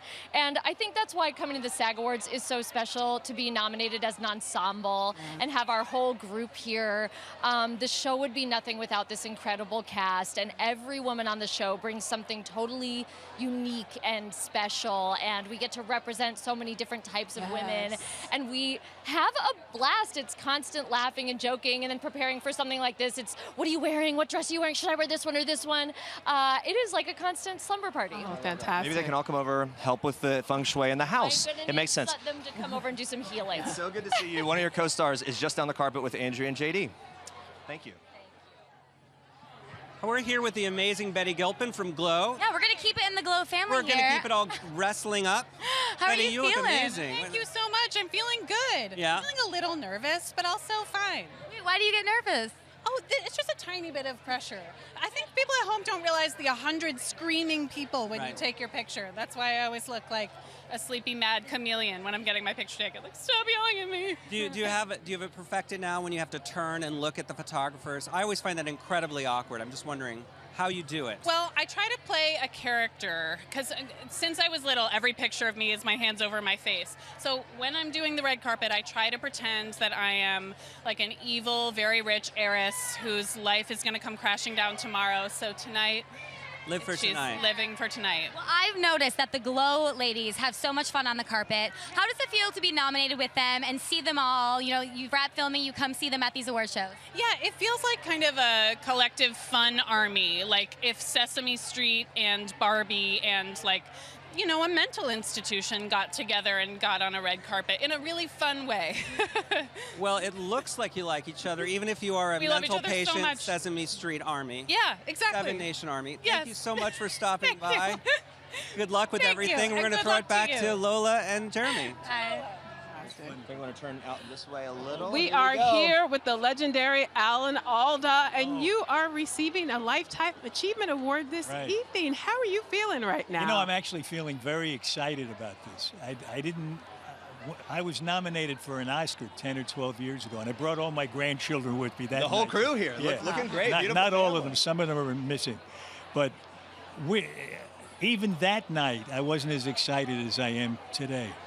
This really is, it's very special. You know, everybody talks about fellow actors being involved in the choice, but it really makes an impression on you when you're an actor, and I'm very touched by it. Yeah. Well, and Tom Hanks is presenting your award this evening. You must be thrilled about that. About what? Tom Hanks. Oh, I know. Just that alone. If we came out, you know, and Tom said, "Here he is," that'd be enough right there. Hey, for you, as you look back on your career and the things that you've done, what is the one thing that, if you could hone in on it, that you're really, really most proud of? This interview right now. Is this it? We've reached the culmination. This is how low I've come. Oh my goodness. I'm only kidding. Alan, I love your sense of humor. One of the best things about you is there's an Alan Alda for every generation. Oh, My that's parents know funny. you from MASH. Some people know you from 30 Rock. Some people know you from Tower Heist. What's Right. it like for you to have a career? I have a podcast now called Clear and Vivid. So now that I'm a podcaster, the people I know call me the oldest millennium alive. Oh, the oldest millennial. Everyone's been Right. talking about Did I that. say millennium? I meant to say Millennial, That millennial. shows I'm not tomato. really in it yet. Everyone's been talking about that podcast, by the way. Congrats on that and everything else. We have to run, and there are so many people that want to talk to you and your family. I know. Congratulations. Thank you Congrats to very the much. family. So And we're going to much. head on down to JD and Andrea. I'll help you guys down here. So we're here with Kosta Ronan from The Americans. You'll remember him as everybody's favorite Russian operative, sniffing out moles and spies within the GRU or the KGB or the KGB or the GRU. I never get those two correct. I think GRU is external and KGB is internal. GRU is what it is today. Yes. So you are no longer filming the show, but you get to see everybody from the show tonight. So is that nice? It's terrific. The energy is so much lighter now that we're not part of that world and we're not telling that really, really difficult story, really, and trying to revisit that difficult time when the world could have ended literally in a minute. So for all of us to see each other again in this forum, in this circuit, and shake hands and give each other a hug and have a glass of champagne is wonderful. Final season, though. I mean, it's got to be bittersweet. What are you going to miss the most about the Americans and filming with the cast? You know, the people. The people. I think we're all ready to let go of this story, but the friendships that we made on that project, you know, when you're in the trenches together and you sweat and cry together and you celebrate together and you appreciate the effort that it took to create that show. And you had to film in Russia. Yeah, that not too shabby, huh? Pretty good. Look, you know what was wonderful about it is taking the story where it happened, and shooting it in the world where it actually happened, seeing the people that were part of that story. That's amazing. Congratulations. So all right, much, back sir. to you, Lola and Jeremy. Nice to see you. Beautiful night, guys. All right. Guess who it is? Henry Winkler. Oh my goodness. All right, ask me who am I wearing? Okay, wait. Henry Winkler. Here you are at the Screen Actors Guild Awards. Who are you wearing? Brioni. Brioni. Oh my gosh, thank you. Well, I never got to say that before. It's amazing. Okay, so after Brioni, let's talk about Barry. So many stars. So many stars. Lots of famous people. And you're one of them. I like to see people I watch on TV. Yeah, me too. And they like to see you. What's it like for you to be here, walking this silver carpet, being having so a great warmly time. embraced? Yes. Yeah. Well, look, the Emmys, you take home the trophy. Yes. Here you are again at the SAG Awards. Yes. What would the Fonz version of you think about this year of your life? You know what? I would think he would look so good in a zipped-up velvet tuxedo. I think you're right. I'm not kidding. It's called the Whites effect. Yeah. Okay. It's amazing. It is amazing. Now, I didn't realize the phrase "jump the shark" actually came from a moment from Happy Days. That is true. We did the opening of a season 4, I believe. I jumped the shark in Hollywood, and a young man named John Heim was sitting at Michigan University and came up with the phrase. There it is. History, lessons, and everything else. Can I just say this because I'm very proud? Yeah. I'm the only actor in the world who has jumped the shark twice. Once on Arrested Development. They put a shark on the dock, and I hopped over it to get a soda. That is right. I would love to talk to you all night. They're wrapping us up because your people have you talking to so many people? Your people need you to talk to more people. Thank you so much. Thank Congrats you. on Thank you everything. so much. Thank you. No And shark good luck, jumping tonight, everybody. okay? No shark jumping tonight. Thank you, Henry. Henry Winkler. Can I call him Henry? You Mr. can Winkler. call him Henry. All right. Oh, my goodness. And here we go. Hello, sir. How are you? All right, very well. So good to see you. All right. Good to see you again. Good to see you again, too. How are Scoot you? up here, into the sun. The sun's creeping in on us. From one Henry to another. Yeah. How you doing? Okay, so let's talk SAG Awards. Let's Yes. talk just you kind of splash in your first big role, and now all of this is happening. This amazing. Has anyone said to you, like, this isn't how it normally goes? Like, all these other actors are like, hey, it took a long time for a lot of us. There have been a few people who have told me this isn't the ordinary route. You do know that, and I'm very aware. Yeah. But to be amongst so many amazing peers, to have you guys sort of like here supporting everything, the SAG Awards, one of the most important awards of the year, because it's actors on actors. It doesn't matter if you're in television, doesn't matter if you're in film. It is voted by your peers, which we love. You haven't seen some of your castmates in a minute, so has it been like a family reunion? I've been missing the entire season of awards shows and stuff. I've been filming in London, and so this is my first big one. So and it's pretty much one of our last. So tonight's kind of the official wrap party for Crazy Rich Asians. Wow, so it could get messy. I'm gonna warn you guys. Before we let you go, can we talk about this jacket? It's beautiful. It looks Tom like Ford. Tom Ford, like a lovely glass of rosé. Yeah. Can't go wrong. Hey, we'll see you in there. Appreciate it. Congrats. Thanks. Have fun tonight. Thank you so much. Bye-bye, and then we're staying here. I believe we are staying here. Hello. Oh, Ann Dowd is here. And Dowd. Oh, my darlings, how are you? Darling Ann. You look so beautiful. Look at you. So good to see you. It's a great pleasure. Thank you so much. How you doing? I'm so happy to see you. You too, darling. Handmaid's Tale. We've got to talk about it. It's just one of the Well, most... hold on to, I mean. You get ready. It's not going to be easier. Season 3, what can you tell us? Well, it'll go in places you do not expect, I can assure you of that. Okay. I still, when I read a script, I put it down and think, you're kidding. Really? I mean in the best way. In the best way. It has moments of real triumph so that you can get through it. I mean, there are beautiful moments there's always moments of strength, but there's hope, there's perseverance, there's keeping the faith. And then Aunt Lydia has her version of keeping the faith. Yes. Or twisted, whatever that looks Don't like. you even. Easy. Okay. And, Hey, yeah. here's something that I was bringing up. I've brought up more than once. Christopher Maloney, next season. Yes, Season 3, I right? heard. Season 3. You know what's bumming me out? He'll be brilliant in the role. He's going to play a commander. I will not see him. Really? No. Why? Why are they keeping you I'm apart? going to have to get this settled because I adore him. Working with him on SUV. Yes.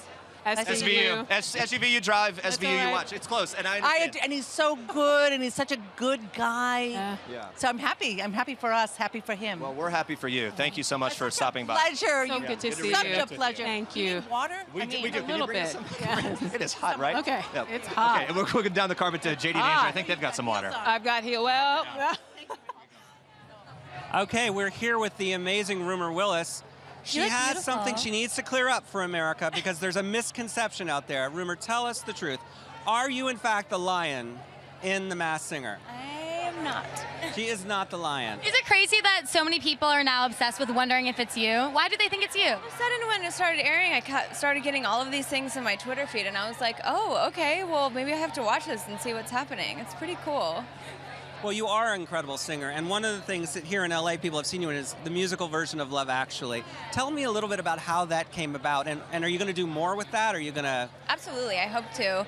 I'd been working with the For the Record company who puts it on for, I think, maybe 5 years or something like that, and when they had this idea, I thought it was great because who doesn't love Love Actually? I feel like it's one of those kind of classic Christmas films, but the way that they did it with playing the movie and having us act it out went so seamlessly together, it was unbelievable. Awesome. I want to know, who are you excited to see tonight of the nominees, of the different shows or actors that are here? Is there any performance that was like the shining performance of the year for you? Honestly, there were so many. I mean, I loved Bohemian Rhapsody. I'm such a huge Queen fan in general, so I really liked it. I thought Star is Born was amazing. But I'm actually really hopeful for Glenn Close because her daughter and I grew up together, and so I'm really hoping she gets a win this evening. Well, Rumor, thanks for stopping by. you so You look much, Rumor. amazing. Best of luck. It's All right, great back to to see you, you. Jeremy and Lola. Topher Grace and his wife, Ashley. We're going. Happening. This is Thank it, you. for real. Thanks for letting me know. Last time you were here, you won. So the bar is high. Yes, if I don't win 2 or 3 things, I'm going to be really pissed. Really upset, okay. Black Klansman has been so well received, and it's obviously been a game changer for Spike Lee. When you read the script, did you know you had to be a part of this project? Well, when I knew it was a Spike Lee joint, Yeah. I knew I had to be a part of it. When I read the script, I thought, I can't believe that I might be playing this character. I never saw that happening for me.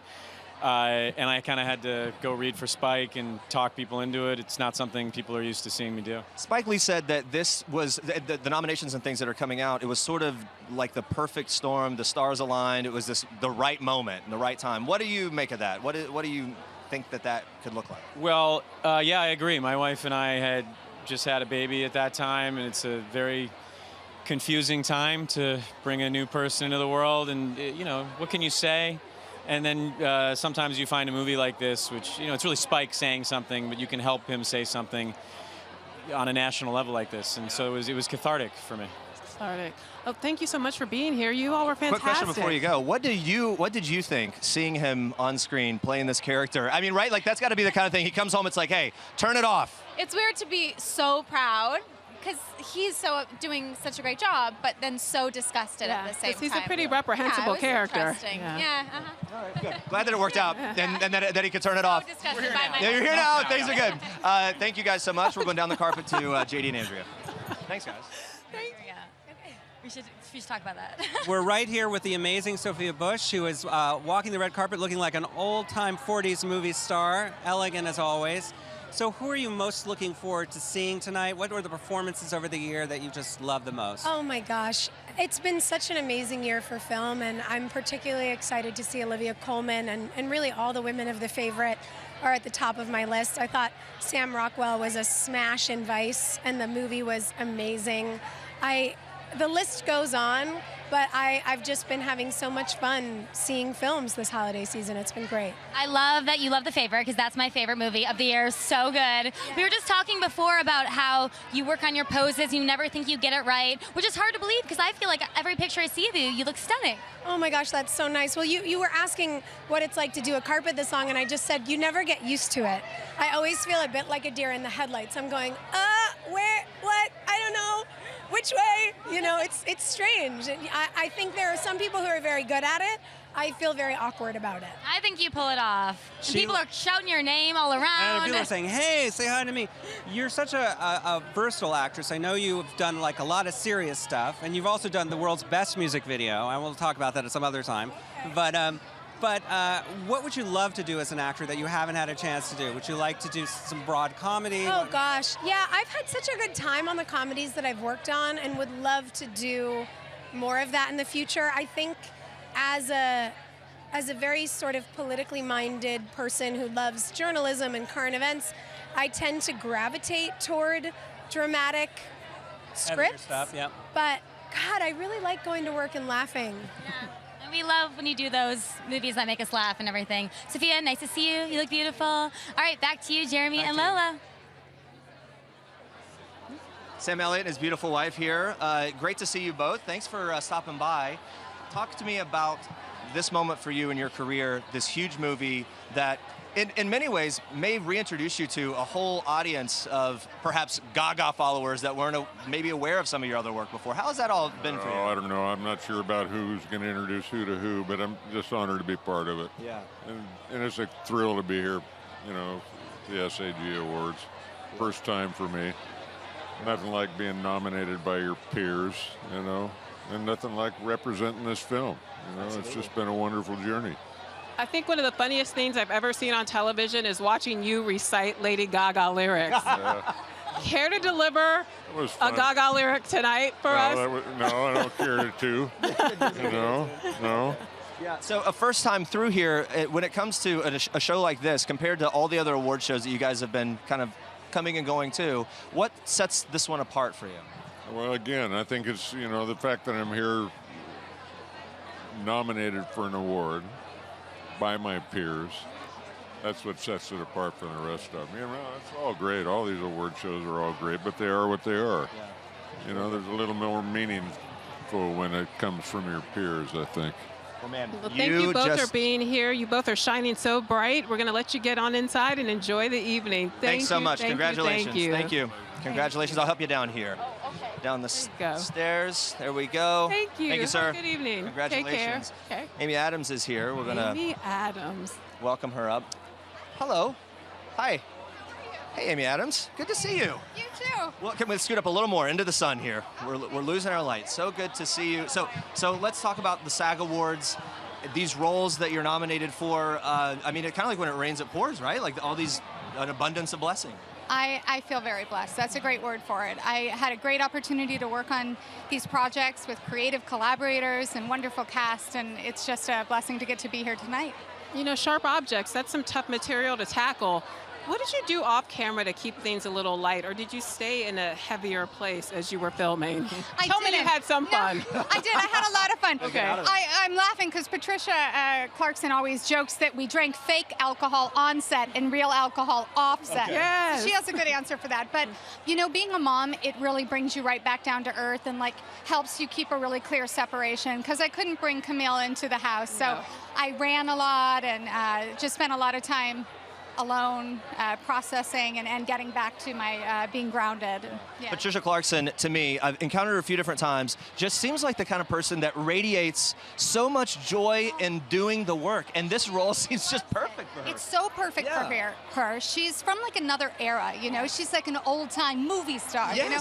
And I love it. I love being in her presence. Yeah. And she was so perfect for Adora. She brought all of her elegance, but also her wit and her devious side. So yeah, she was wonderful. Fantastic. Really quick, quickly, you've got to mention you playing Lynn Chaney. What an amazing piece of work Thank you turned you. in.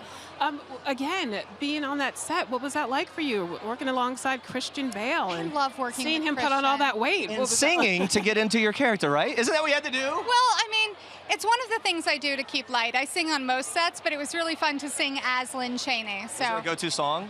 Pour Some Sugar on Me Pour was Some my Sugar on Me. favorite. That did it. Yes. And with that, we're out of time. Hey, thank you so much. Congratulations. Thank you. I appreciate it. Thank you so much I'll for help being you here. off the platform here. We will. Yeah.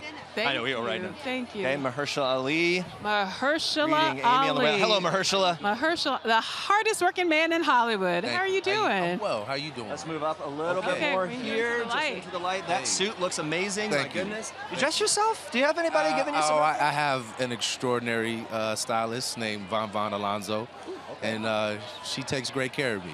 I would say so. Yeah.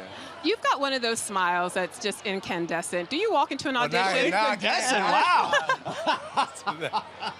Thank you. Oh, Thank do you just walk into an audition, flash those pearly whites, and you land the role? Is that how it works now? I think things would have worked out for me a long time ago if that worked. Okay. You know, so, Like the doors would have flown out the you know, that I tried. I think that helped me get in the door. But after that, you know, you gotta bring it. Viggo Mortensen has said that you were the perfect scene partner. What was the key to that relationship? It started with him, I think. You know, just the tone that he set, and just being the more experienced actor, the one who kind of came onto the scene with more presence, at least in our case, you know. And he just was all about working together and keeping it. Working from a place of love, and that's where I try to work from. So we were always, in a certain way, giving each other permission to really just do our best work by rooting for each other. I love that. You know, in many ways, this film was the ultimate buddy flick, but it was also a really important history lesson. Yeah. Did you know about the Green Book walking into this project? No, I didn't. I wasn't aware of the Green Book, and I hadn't heard of Dr. Donald Shirley either, and so. He was a hidden figure. Yeah, he definitely was a hidden figure. And to read the script, I think, you know, for me, and just in my experiences, the projects that I've been offered up until this point, and constantly really trying to grow as an actor and do more, but do it deeper, I just saw a world of opportunity in his journey just on the page. And just so much to, yes, it's naturally an entertaining story, but so much deeper than that. There is a civics lesson in there, and just a real sort of education about how people need to approach each other with respect and openness. When I think back about you, man, I've just been such a fan. I remember you came back into People Now forever ago for House of Cards, and you were doing all that good stuff there. When you look at Robin Wright now getting nominated, getting sort of this great level of attention in light of everything the show has been through, what do you think her nomination means at this point for the show? I think, you know, Robin and I don't talk like that. If we see each other, we're always friendly. So I say that to be like, I'm not in her ear speaking to her personally, but so I have to put myself in her shoes as an actor. And I know for her, it's about the work and the opportunity and responsibility to carry that show now that things have so significantly shifted on it. But she was always doing that work. She was always carrying her load, and she was always extraordinary and had been nominated from the beginning. So this isn't her nomination in no way as a result of Kevin's departure. She was always doing some of the strongest work on the show, period. Yeah. So. Really quickly before we let you go, we've got to talk about that billboard. There are billboards of you all over town. What's it like for you to look up and see yourself writ large like that? Supersize Mahershala. It's surreal. You know, I started acting in 1993. Wow. And, you know, that's my first lead. And so I think it happened for me very slowly, you know. I felt like I had moments where I felt close to a big opportunity, but to finally like realize that and to see it and to have had the opportunity to work with the actors that I worked with and Nick Pizzolatto and everyone involved in True Detective, and as well as, you know, what's happening with Green Book. It's been It's humbling, it's surreal, it's surprising, it's amazing. You are killing it, man. It's so good to talk to you. He sees me up there. Congratulations. Hey, good a lot of people want to talk to you down there. Thank you so much for We'll let being you here. go. Congratulations. I believe, thank you. Have a good time tonight. Michael Douglas is coming up. Michael Douglas nominated for the Kaminsky Method. All right, and such a funny. He's with the funny lovely show. Catherine Zeta-Jones. Catherine Zeta-Jones. Catherine Zeta-Jones. And Stunning in Indigo. he's talking to Mahershala look, here. Mahershala, look at this. Here we go, think guys. they're Hello, talking sir. about working I'm Jeremy. together. Great to see you. Hey, how are you? Good to see you. I'm Lola. Nice to meet you. Nice to see you. How are you? Well, hey, the Hollywood Awards season thing, it's not new to you. But what does it mean to be here tonight? The Screen Actors Guild Awards, the 25th annual. Well, you know, I'm doing this Kaminsky Method for Netflix, and between it first coming out in November and here we are in January, it's just been this kind of phenomenal role. It's got a great response. So that part is great. And then these SAG Awards are always wonderful because it's presented by your peers, you know, and it's always a treat and an honor for me and with Catherine to be here. So I love it, and I'm enjoying the show, and I'm just so happy Catherine could be here with me. You look beautiful as well. I talked to you recently. You were telling me about that you have a dance studio in your home where you go down, you kind of put on the shoes, you do your thing. I wondered if you have an equivalent man cave or something where you can escape while she's doing the dancing. I got a little office, but I don't put on the dance shoes too often, you know. Yeah, but he likes to watch me tap dance every now and again. Yeah. Watch your tap dance anywhere, any place. I love to. Actually, we first got together. I think I asked you to tap dance in our bathroom on the on the tile floors. That was limited because the marble got a bit scratched up. It was worth it. Key to the heart. Alan Arkin, what's the key to the chemistry? Well, he's just so good. You know, he's the real deal. You know, comes out of Second City. For me, it's just watching and wondering. He's got an incredible sense of timing. But it all comes down to writing. We got an incredible cast. We're up for ensemble tonight. But Chuck Lorre and Al Higgins, people responsible for giving us all this great writing, so it makes it easier. It's so great. It's so funny. Thank you so much. Congratulations. Great to see you again. Thank you so much for being here. Thank you. Guys. Look Thank you so much for going down to JD and Andrea. Unbelievable. Kick off. All right, here we are with Laura Harrier and Ryan Eggold from Black Klansman. How are you guys doing today? We're great. We're here with our... Good, thanks. I just bumped into this beautiful woman, so I'm much better now. Yeah, what does that reunion feel like? You have this amazing film. It's gotten such a great response, nominated. So what is it like to bump into your castmates here at an awards show? Well, Laura and I didn't even really work together during the film, which a lot of us didn't. Oddly enough, you didn't engage with one feel on the film. She wasn't hanging out with the clan. I Spoiler don't know alert. why. Surprisingly, we didn't have a lot of scenes together. That was such a good time. I feel like we shot like 2 different movies, kind of, whenever we do press. And John David and I are like, yeah, we were listening to Temptations, we were dancing, and they're like, it was a little different. Oh, yeah, we were just throwing out a bunch of hate speech and being mean and angry and depressed. You got to sit in a basement, and they got to do a Soul Train dance It almost was 2 different movies. Fun, and we're sitting there like playing pool and smoking, being like, yeah, so. I'm sorry. But she was a little busy carrying the film, so it's all good. What's the response been like, and how has that felt? Because obviously this film's very culturally resonant, and what is it like to hear the response from people?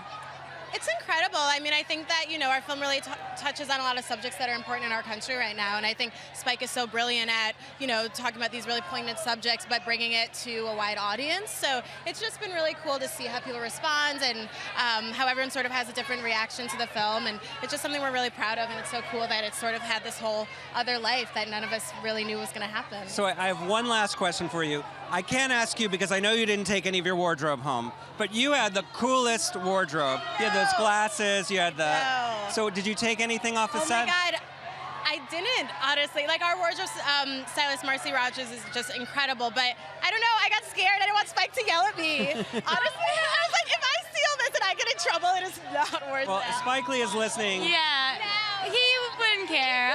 Ryan and Laura, thank you so much for stopping by. Congrats. Great All right, film. back to you, Congratulations, Lola guys. and Jeremy.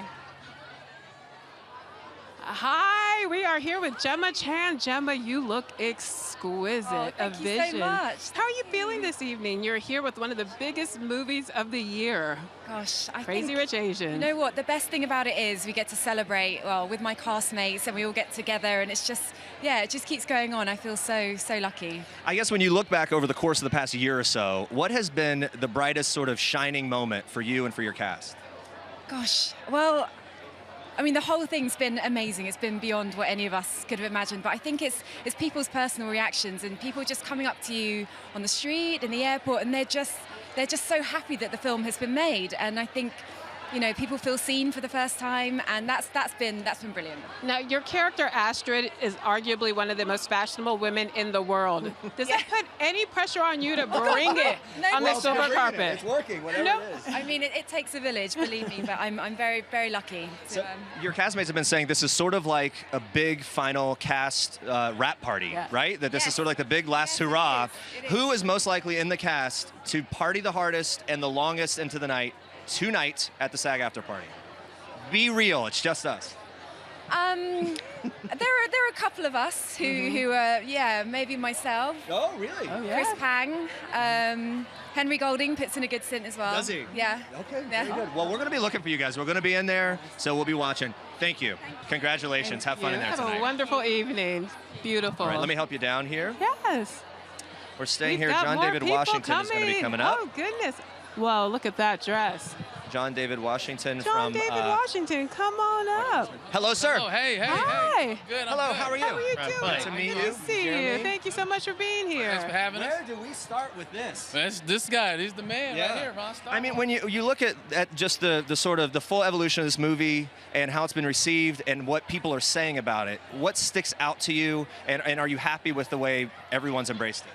I'm extremely happy with how they've embraced it. What sticks out to me is how everybody is seeing in real time the fact that 40 years ago and today are connected. And partly because of the performance by this young man right here. Same question for you. The way it's being received and what kind of feedback you're getting. Yeah, I mean, I would echo that. Very positive feedback and a very enthusiastic one about how to change the narrative here. It's been this sort of old way of thinking and believing has gone on too long. So hopefully this film is inspiring people to talk, to communicate. It's interesting because when I hear you speak, I can hear your father's cadence and the rhythm of his speech. But you've also been very, very clear about wanting to celebrate your mother as well. Yeah. You said beautiful things about her in a video that went viral. Why has it been important for you to acknowledge both your parents on the grand stage and thank them both? Well, I mean, she's an incredible artist. You know, I learned from both of them. You know, and they exemplify people of faith, praying, you know, family first, hard work ethic. So I thought it was important at that moment to make sure I shouted her out. Very good. Yep. And did Dad give you a piece of advice on how to make award season, how to make it through all these red carpets, and how to survive and stay fresh? Yeah, just make it there. Just make it. Yeah. How about get there? Yeah. Right. Nah, just enjoy it all. Take it all in. This is fantastic, and it's a great reason to be here to celebrate this man, Spike Lee, who put so many men and women of color in cinema on a platform. To celebrate our differences, you know, and to just highlight the unique factors and characteristics of every neighborhood in this country. A lot to celebrate. Thank you. Thank you it's so great much. to talk to you. Congratulations. Thanks so much. Have a great night wonderful tonight. evening. Take care. Thank you so much. We're staying all right. here. We're staying right here. We've got so many Richard people Madden. coming to see us, coming to hang out with us Hello, today. sir. How are you? Hello. Good to see you. Can I just say this? Over the holidays, my wife and I started diving into Bodyguard. Great. So good.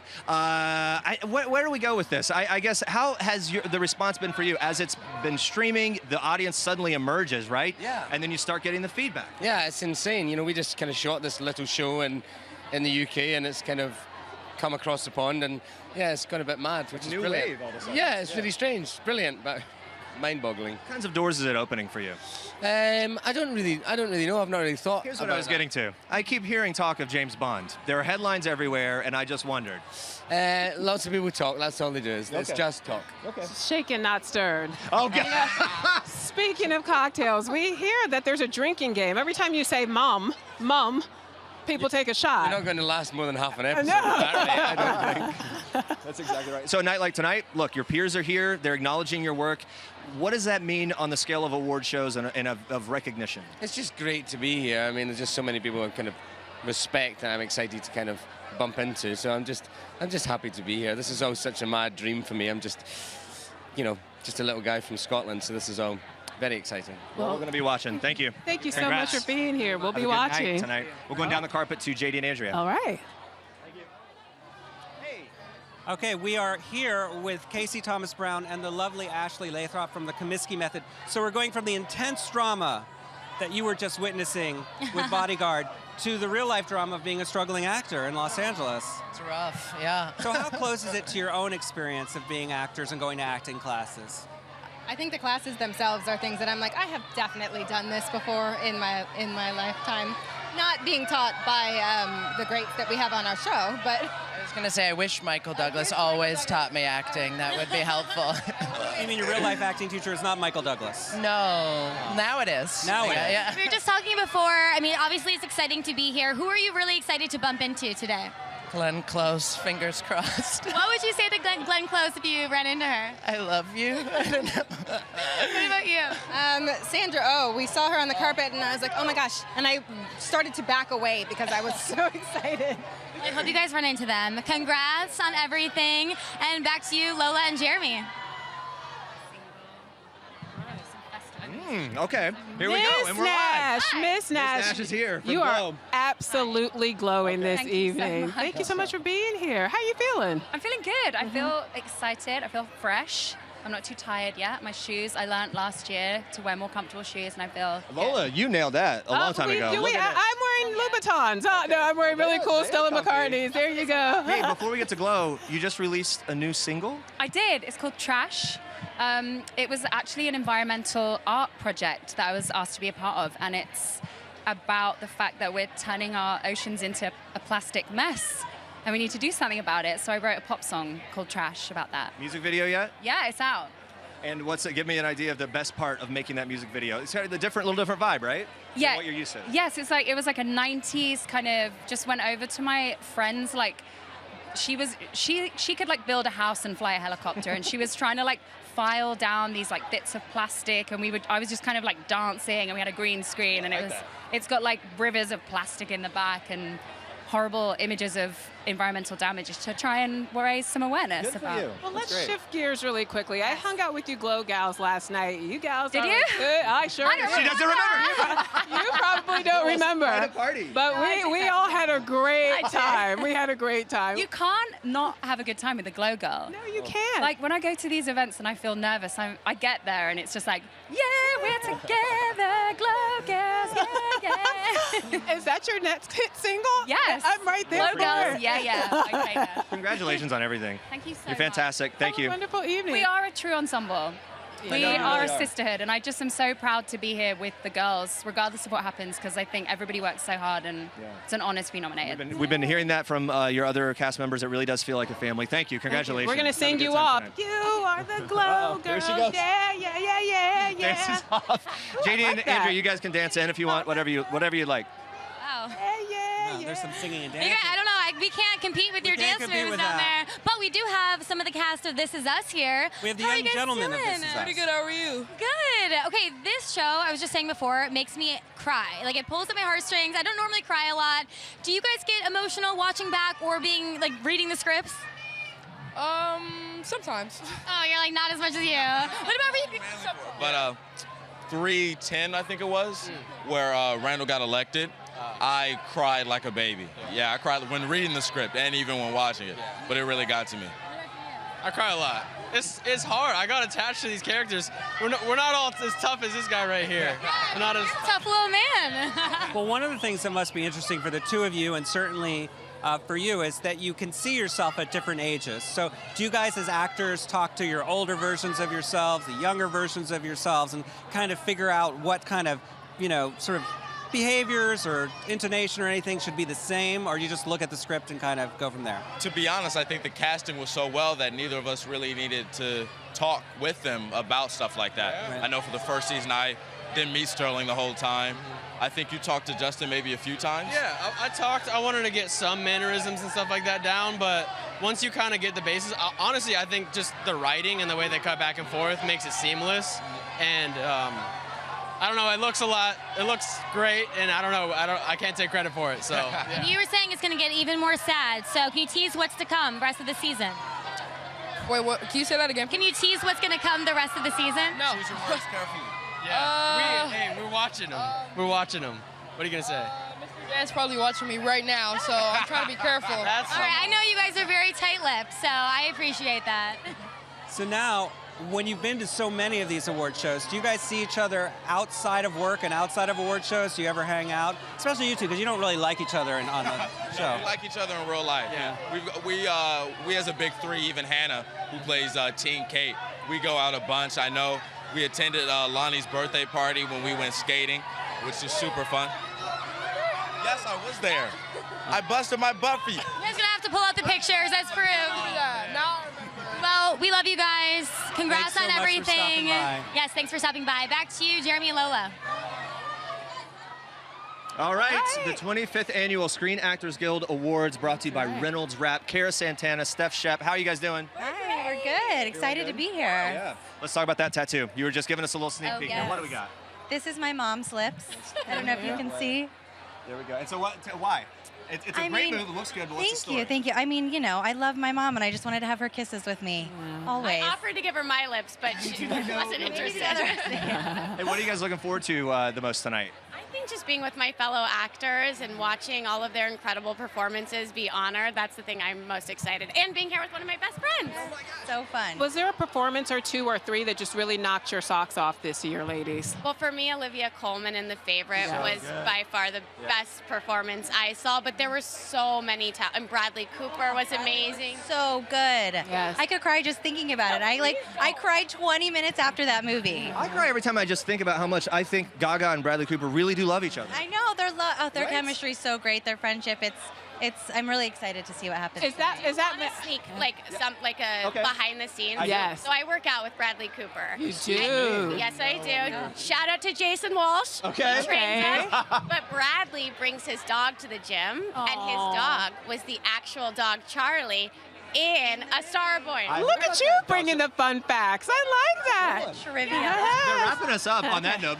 Now we're like fact checking. Let's find out about that dog. Ladies, have a great time tonight. Thank you. We're staying here. I'll help you down off the platform thank you here. So much. Thank you. Thank you so much. Thank you for that. That was really great. Yeah. We were asking him about that dog. Now we're going down the carpet, actually. We're going to JD and Andrea. Okay. Okay, we're here with the amazing Michael Zegan from The Marvelous Mrs. Maisel. Everybody's favorite stealer of joke material and all-around heel. Cheater of cheater, wives, yeah. Crumb, but also a guy with basically a good heart, right? I would hope so, yeah. Somewhere in there. Well, we've seen him evolve, and I think he's got a decent heart. It's somewhere in there. Did you know that we're actually co-stars? I had a line on Marvelous Mrs. Maisel. I heard. I remember. Yes, you were fantastic. Congratulations. You're fantastic. You guys, you haven't started filming for season 3, but where would you love to see your storyline go for this next season? You know what? I just want him to be happy. I think he's still trying to find his way. He worked in a plastics company. He worked for his father, and during season 2, we kind of got hints that maybe he's going to open a club. So I don't want to give anything away. I don't think it's that big of a spoiler, but maybe we'll see where that goes. We're excited to see where it goes. Thanks for stopping by, and congrats. Thanks, Michael. All right, Great back seeing to you. Lola and Good luck. Jeremy. One of my favorite nominees of the year, Melissa McCarthy, Can You Ever Forgive Me? Richard E. Grant, amazing. And you guys, I heard, were in tears after you found out about the Oscar nomination. Oh my God, totally. There's no any of these. Just, we loved the story. We loved Lee and Jack so much, but then to have people kind of acknowledge a small film like this in such a big way was, you just don't ever see it coming. And yeah, I called him. It was 5:30 in the morning my time, and I called him in London. We were both kind of beside ourselves and couldn't believe it. Like every time this has happened, it seems too good to be true. So great. Your character is a complicated woman. She is. And she definitely deals with a lot of pain, but you managed to find humor in a lot of moments throughout that film. She was so funny. Lee's ability to you know, even if she was difficult, her turn of phrase and her humor and her intelligence was never part of her struggle. I mean, she was a really funny, dry, challenging person, and I kind of fell in love with her right away. One of my favorite moments is when you say, yeah, I think it was ageism. I fell out of my bed laughing. And in terms of your friendship with Richard, I keep going back, but I just feel like sometimes you see something happen on screen that's going to last forever. I feel like you two are, like, 50 years from now, you're still calling each other up and seeing what's going on. I will never declaw that man. He is so lovely. I was going to say all these terrible things about him because we kind of like to do that to each other. Yeah, right. It's kind of fun to say he's a monster because he's not. Yeah. But yeah, something just clicked. It clicked the second I saw his sweet face, and every single day I was shooting that film was just like, it was so challenging and hard and fun and supportive, and I just every day would come home and call Ben and be like, it just was great again. Like, what's happening? Like, it's just lovely. So, yeah. And he's tremendous, and he's so, I mean, he's always amazing, but this was really to watch him play Jack was it was really something. Spy is one of my favorite films of all time. I must watch it anytime it's on television. Oh, thank you. The wigs in this film, the wigs in Spy, the wigs in a number of your films. You like the bad wigs, don't you? Bad. I don't know about bad. That's a moment of judgment. I love me some hair help. Congratulations on everything. It's such a pleasure to talk to you. Have fun here tonight. Thank you so much. We'll help you down here. Thank you. And then we are going to continue. Susan Kelechi-Watson. Hello. Susan Kelechi-Watson, how are you? How are you tonight? Boy, it's great to see you. Hello, Yellow. Here we go. There are a few people, as we do awards stuff, that are always a joy to talk to. You're one of those people. I feel like that you and your crew just have a real positive vibe, and it keeps going. I'm like waiting on it to stop. So far. Look, we got to keep it positive, right? Yes. Or we'd be crying all the time. So, I guess so. Yeah, we keep the laughs going. All right. Speaking of crying all the time, your show, This Is Us, just guts us every week, week after week after week. For you on set, is it cathartic having to shed that many tears? Yes, I think it's good to explore our vulnerabilities. You know what I mean? I think it's good to strive to be our best selves, and that's what this show does. And then afterwards, we're just terrible people. I feel like that the humor would get really dark. Yeah, right? but really dark. Sterling. Woo, that guy. Yeah. Be careful with that guy. He's the most nominated person this evening. Is 3 he? nominations. That's right. Sterling, yes. Well, it's history. I hope that happens then. Yeah. Hey, thank you so much. They're pulling you along here. You got a lot of people to talk to. Thank you so much. Congratulations on everything. I'll help you down off the platform. Okay, there we go. I think Rami Malek is coming up from Bohemian Rhapsody. Hello, Rami Malek. Hey, Jeremy. How are you, sir? I'm good. How are you? Hi, Lola. How are you? Good to see you. Good to see you. Good to see you with your teeth. My own teeth. Your own teeth. Everybody wants to talk about the teeth. The teeth. Well, you plated them in gold, so everybody's going to talk about that. Yeah, Let's talk about something else. I've been seeing interviews with you. I'm just proposing this. I don't know if it's true. Ever since you played Freddie Mercury, I think your wardrobe game is through the roof.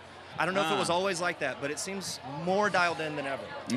Tell me. I spent countless hours of costume fittings with Julian Day, our designer, and those were the moments that I really used as rehearsal time. So I got to really love dressing up.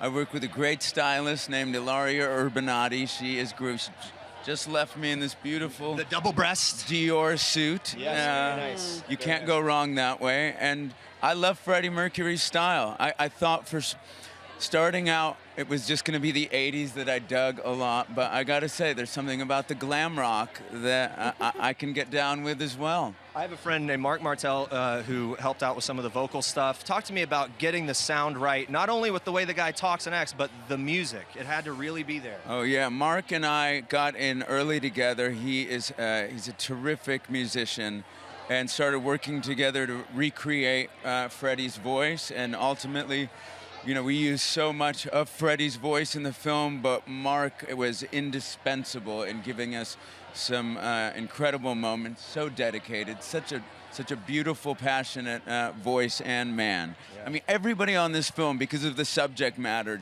raised their game. Especially this ensemble that is here tonight, nominated. Seems like a very fun team. What were you most surprised to learn about Freddie, really quickly, before we let you go? Most surprised. You know, there was one moment that I hear he took Princess Diana and disguised her as a man and took her into a bar, just so they could have their own fun moment without anybody else being aware. That's unbelievable. Now, I don't know if that's true. This might be an urban legend. All right. Princess Diana Yeah. in drag. Wow. It can't get better than that. So thank you so much for being here. Hear that. All Thank right. you so much. Have a wonderful Thank you. evening. Appreciate it. Take care. Bye. All right, guys, we're going down to Andrea and JD. Maybe I shouldn't want to go swimming in it. All right, we are here with Constance Wu from Crazy Rich Asians. How are you doing? Hey, I'm great. Thank you. How are you? Amazing. I mean, Crazy Rich Asians, obviously this huge movie. What does it feel to have this amazing response from people? I just feel really grateful and really proud and happy that people enjoyed it. And the fact that it's being nominated for things is just icing on the cake. Well, one thing that you really see when you see the cast together is you all seem to have such a good time together. Yeah. But you're all international. I mean, you've got friends now in like 4 different countries. Yeah. Do you all hang out together at all between We try to hang out together when we are in the same city, but that is so rare. That's another thing that makes these short award shows fun, is I get to like reconnect and hang out with the other actors. It's such a fun movie. Can you think of like the most fun moment you had on set? Maybe that didn't make air, maybe a behind the scenes kind of thing? Yeah, there's a scene with me and Awkwafina where we're in the car, and she and I just riff. We just go. We just make stuff up. It looked like a fun scene. Yeah, it was And the fun. food hall part of it after that looked really fun too. All the food that you guys got to eat in Singapore. Oh, that's not fun. That's not fun? Because you have to do it a million times. Oh, it looked delicious. Yeah. And then Henry Golding, you guys have such a good like relationship on screen, but he actually hadn't acted before. He was a travel host, which now he's in this huge movie. So That's what was it like incredible. working with him? You know, when he walked in the room for his chemistry test, we all just knew. I mean, have you guys met him? Yes. I mean, Yeah. his charisma, his kindness, he's so handsome, and he did a great job, and we're all really proud of him. So when do you start work on the next extravaganza? I'm not sure. Well, we'll have to find out. We'll be on the lookout. All right, Constance, All right, thanks for thank you, stopping Constance. by. So Congratulations. great to see you. We're going to take it back to you, Jeremy and Lola. 25th Annual SAG Awards brought to you by Reynolds Wrap. Very excited for our next guest. Lola, take I'm it here away with here. my Nigerian brother, Mr. Fagbenle. Yeah, no, you said you were going to have a go at it. Give it to me. Fagbenle. Fagbenle. It's really sad. I'm Benley. so sorry. The anglicized version is like Fag Benley. Yeah, Fagbenle. Yeah, there you go. I think speed is the key. A little more bass. I in call that him the voice. man with the most amazing suit I've seen tonight. thanks a lot. I know we're talking a lot of suits, but this is great. Oh, yeah, your favorite tonight? That's Yes, it is. official? Really good. Definitely All one of our right, favorites. I'll take it. Also one of our favorites, Handmaid's Tale. What can we expect from season 3? Because we hear it's coming back and it's going to Yeah. be stronger and More even more trauma. powerful. More trauma. More scary and frightening. Yeah, well, you know what? I think what I'm excited about for this season is that they're really expanding the world, so you get to see a little bit more of what's going on in other parts of the world, and so that's really exciting. I'm a big fan of the book, and apparently Margaret Atwood is writing another book, so more to That's fantastic. More to come. More source material. Now, your character has made it to freedom in Canada. Right. And other people may be joining him as well. Can you? I can either confirm or deny. Come on. Perhaps. We go way back to the But motherland. I Give me a know, little but listen, something. we hope that, right? Like, Yes. we're all hoping that we can get away from that terrible regime. I'm talking about Handmaid's Tale. Hey, when it comes to, we've been talking about SAG Awards stuff and the Screen Actors Guild. Do you remember the job that got you your SAG card? The very first one, all the way back. You know what it was? It was a TV show with Courtney Cox called. Oh, I forget the name. It's Friends? No. No, it was after Friends. Yeah. But the funny thing was. Well, if you can't remember, then don't. Oh, I'm feeling It was called Dirt. Okay. So, but I got my very first job, and I came on, and they couldn't find my visa, and so at the last minute, they took me off the rehearsal stage, just brought another random black actor on, and I watched someone else do my part. Oh, no. And afterwards, they apologized and were like, "Don't worry, we'll put you back in." So the next week, I came in as another character, and that's how I got my SAG. Are you more of the ceremony guy, or are you the after party guy? Oh, all about the after party. This stuff is a bit overwhelming for me, I'm a very simple man. All these kind of lights and stuff. Give me dance, boogie down. Okay. Hey, you know, see you on the dance floor? Are we going to see you on the dance floor? Are you going to be there? Of course I am. I had to rest for the carpet today, but tonight it's on. Okay. And I'll be spraying dollars, so you better be dancing. That's a Nigerian tradition. When someone, when they really bring it on the dance floor, you spray money on them, Jeremy. That makes me dance. Make me dance. People do talk about this a lot, how weird it is to stand on a step and repeat with the graphics and everything and pose for the photogs. Can you just give me a little... You know what? Because I had to look in the magazines and figure out like how to do it. So I've got one hand in pocket, one kind of like... All right. We're going to keep practicing this, and we're going to toss down to Andrew and JD. But I think we got it like this. There we go. A little bit of that. Thank you, man. It's great to meet you. That was fantastic. Don't they just look adorable? They look great. Well, Shazam! This is exciting. Look at this. Look at this tall drink of water here. We're drinking something. Yeah, how are you doing? I'm so good. I'm so grateful that I'm here. It's the first time I've ever been to the SAG Awards. I've been kicking around this town a long time, and it's nice to be here and be included, particularly with my incredible cast of The Marvelous Mrs. Maisel that I'm beyond proud of. They've crushed everything, and I just get to grab their coattails and be like, let's go to the SAGs, No, you're not just grabbing their coattails. You hold your own. I did what I could. Yeah. So now that this is your first award show and you're here, is there anything surprising to you? All going as planned. No, I mean, I guess it's not really a surprise, but it's kind of a surprise. It's because it's the SAG Awards, it's all actors, so there's just it's jam-packed with all of the most talented, amazing people that in my particular field of work, And so that's really cool, and to all be here together and celebrate together and pat each other on the back and say, hey, don't you look good? Because that's what all tonight is. Do you like doing a period piece? Do you enjoy love it. Yeah, I love it. I feel like I've always been kind of an old soul anyway, and I don't know, those high-waisted pants and the whole deal. I thought you're into that. I'm into it to play the character. I don't want to do that.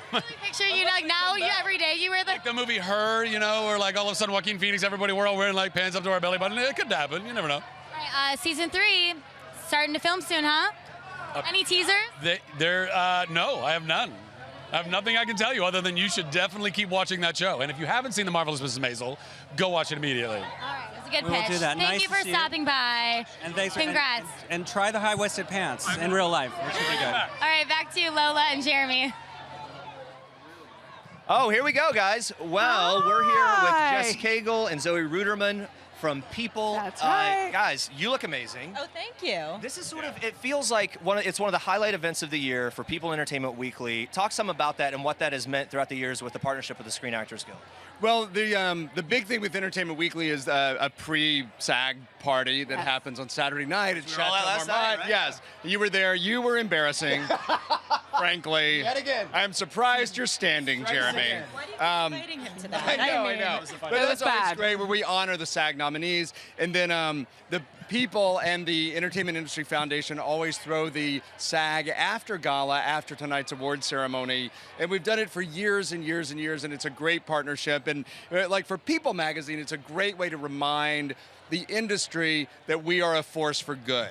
Right? There's just so much, so many things that we do for charities and things like that, and we support a lot of the same causes that many of the SAG nominees are supporting. There were so many amazing. Oh, sorry. Go ahead. It's also a really fun party. Yeah. It's a force for good, and it's so much fun. It's a great theme this year. It's Havana Plaza. It looks amazing. It's really, it's great. It's going to be good.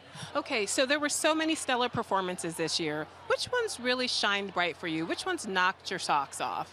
Well, I think that in the, if you look at the nominees in the acting, Lady Gaga, Glenn Close, Melissa McCarthy, the list goes on. And it's a tight race where it seems to be kind of like Melissa McCarthy and Lady Gaga going head to head. And I think Glenn Close comes in. And I think that Lady Gaga and Glenn Close, but Glenn Close seems to be maybe having the edge right now. But because the Screen Actors Guild is or actors are the largest voting block of the Academy voters, that the winners at the Screen Actors Guild are always very telling about what's going to happen at the Oscars. So I think if Glenn Close wins tonight, that category, I think that it means she'll probably go on to win. Same with Christian Bale, seems to be the front runner for Best Actor, for example. And Mahershala Ali for supporting, and then supporting actress is who?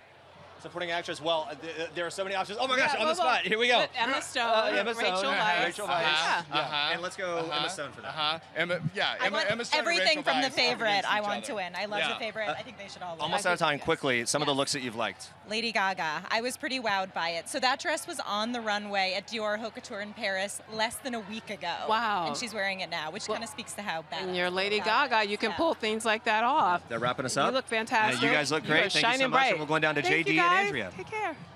But we have at least have this breeze. We are here with the amazing Gabrielle Carteris, who is not only an accomplished actress, but the head of the Screen Actors Guild at the SAG-AFTRA, a leader of our acting community here in Hollywood and beyond, does an amazing job. Thank you. It's such an honor to be here. I'm so happy you're with us to celebrate the 25th anniversary of the SAG Awards. Yeah, what is this award show and being on the carpet? What does that mean to you? Oh, for me, I can't believe it's been 25 years of celebrating, and the idea of it being peer-to-peer recognition. I do all the awards, just like you guys do. This is my most favorite, even when I wasn't president, because there's nothing like seeing your fellow actors being recognized by each other. It's beautiful. It's a great, great night. Yeah, so over the 25 years, what has changed the most, and how is this year special? Well, what's changed is we merged our unions. What's changed, I think we are out there in a way that we've never really been, you know, even on the field in terms of legislation and really helping not only ourselves, but our industry, and I think we're a big part of the world and what's going on and making a difference. So I am very proud of our members, very proud. And we're seeing a lot of change in technology, as you guys are. So really, I think that we're just it's just a rapidly changing industry. The industry was 3 networks when I first started, and then films, and now it's over 500 shows, all the different platforms that exist. It's exciting. So I have to ask you, because you are associated with a role, and people probably still call you Andrea when you walk down the street. And I say it's Andrea, but that's okay. Is it really Andrea? It must be Andrea. I made it up. Yes, it is really Andrea. Do you get a lot of fans coming up to you and asking about, you know, getting together with your former castmates and all of that? Yes, and you know, there's been announcements, so things are happening, and you just stay tuned, watch for it. Right. Well, thank you so much for stopping by. Yes. Nice to see you. Thank all you right, so much. you look beautiful. All right, and look, Andrew Dice Clay, hello. How's it going? How's your day going? It's going good. Gets a little hectic, you know, once you show up. Yeah. Because it's a calm drive, and then it gets hectic. It does get very hectic. Hi. How are you? Thank you. Very funny. So let me ask you a question. Being on this journey with him, you know, you're such a tender, sweet father to Lady Gaga. Is that who he really is? Is that more of the guy that you see and you know? Absolutely. Absolutely, yeah. We know each other 25 years, so she knows my boys real well. Yeah. He's an amazing father, so it wasn't a far stretch. He's phenomenal. Yeah. And you got to work with her in those scenes, especially in the kitchen around that. You told me at the opening of the movie that it was you naturally clicked with her right away. You kind of had a rhythm of doing the scene. You know what? We were both so into, especially her, because she's the star of the movie, so into being that girl, into being Allie. It really made it easy for me, because she really felt like my daughter. You know, so it made it easy. And what are you going to do tonight to celebrate if you guys win? This is it. They have the party afterwards. You know, maybe I'll get to know you. Who knows? You here alone, or you a couple? I mean, we're not a couple. Not a couple yet. Not yet. Who knows what's going to happen? Who knows the night is young. No, not at all. All right, well, thank you guys so much for stopping by. Yes, congrats on everything. Oh, my goodness. All right. Oh, and look who we have. Hello. You look amazing. Thank you so much. How's your day going? It's pretty awesome. It's just lovely to be back. I'm wearing Zach Posen, I should say that. It's lovely to be back here. It's been a couple of years, and I love celebrating actors. I love celebrating my fellow artists, and the performances this year are so inspiring. I'm so inspired to get better and working on producing, and I just want to be a better artist and tell better stories, and I'm just, the performances this year were just incredible. Do you have a performance of the year, a shining performance that you just really loved? I can't pick one. There were really some amazing ones. The ones that stand out in my mind, because I probably just saw them recently, Bradley Cooper in A Star Is Born in Gaga, and A Star Is Born, that movie. We watched it on New Year's Eve, which is a mistake. I was a wreck. I was brought in the new year like crying uncontrollably and be like, baby, hold me. It was just such a beautiful portrait of codependence and how that feels, that nature of that kind of relationship and addiction and what it can do to families and relationships. Glenn Close is just a goddess. One of my favorite movies of my childhood was Dangerous Liaisons, and one of my favorite lines in a movie, Glenn Close says in Dangerous Liaisons, vanity and happiness are not compatible. Isn't that a good line? Oh Is my that God. true? Oh. If you're saying it and if she said it, then I'm just going to go with it. I think it gives you something to think about. It does give you something to think about. Art should always do that. Now, Orange is the New Black, final season. Obviously a little bittersweet. What are you going to miss the most about being with that cast? I love telling the stories that we've gotten to tell over the years, and that's always why I do this, but the people that I've met people who will be friends of mine for the rest of my life. I just saw Samira Wiley on the carpet, and gosh, she's done, I could just cry. She's an Emmy winner now. She's so good in Handmaid's Tale. I've seen her on plays, and she's just an incredible artist, and so there's so much talent on that show, and we're not like everybody else. Like, we're very unconventional, and it's lovely to see all of us get a chance to shine and blossom. It's amazing to see all of you kind of grow and win awards and everything, so congratulations, Laverne. Thanks for stopping by. Thank you so much. Thanks for stopping by. And beautiful looks like dress. next we have Andy Serkis coming up. Andy Serkis. Hello. They're having a moment. They're having a little bit of... Yes, we love Andy Serkis. We love Andy Serkis. If you don't know, he actually is the voice of Gollum. He is an incredible and artist. Here he is. Andy, hello. Nice to see you. I just shocked you. Sorry, it's the carpet. How are you doing? Good, how are you? Good. So, do you get into these kinds of events? I mean, most of the time, a lot of the work that you do as an artist, you're someone else, or you're not visible as Andy Serkis. So is it strange to kind of not, be in some kind of mufti and walk down the red carpet and have people call your name? I've done a fair few red carpets in my time, so it's not too much of a shock. Right. Yeah, being a part of Black Panther. Are you sure? Being a part of Black Panther, such a huge film, what is that like to see the response? I mean, overwhelming response from fans. It's incredible. I mean, it's just seeing how it's panned out over the year and the cultural shift that's happened, the impact that it's had worldwide, the audiences that it's reached, just the perception of what, of it not meaning anything what color your skin is, to be able to carry a huge movie to change, to really change the perception in how casting is done in the future, how writing for movies will be done in the future. I think it's to be part of that and feel that is kind of why you join. Now the sequel, it's happening, I hear. I mean, do you know anything about it? Well, are they going to be able to top sort of done in a little bit in the last one, so you have to Yeah, but come you back. know, It's a I mean, that's comic such an book. old-fashioned concept. Everyone comes back. Do you find, it seems like, you're used to working with a great deal of technology in your work, as well as doing stripped-down roles. Is it hard for actors to get comfortable with the notion that they're acting against a green screen or a technology? I mean, I would think you can mentor a lot of actors in doing that because you've had so much experience. The thing is, actors work out the imagination in any case. I don't think it's a huge leap to work against a green screen and imagine an environment that you're in. We're all used to it now. It's part of the fabric and the way that we tell stories now. So I think maybe back 20, 30, 40 years ago, but so technology's evolving and acting has to adapt, into the method of storytelling of the day. So I think everyone's used to it.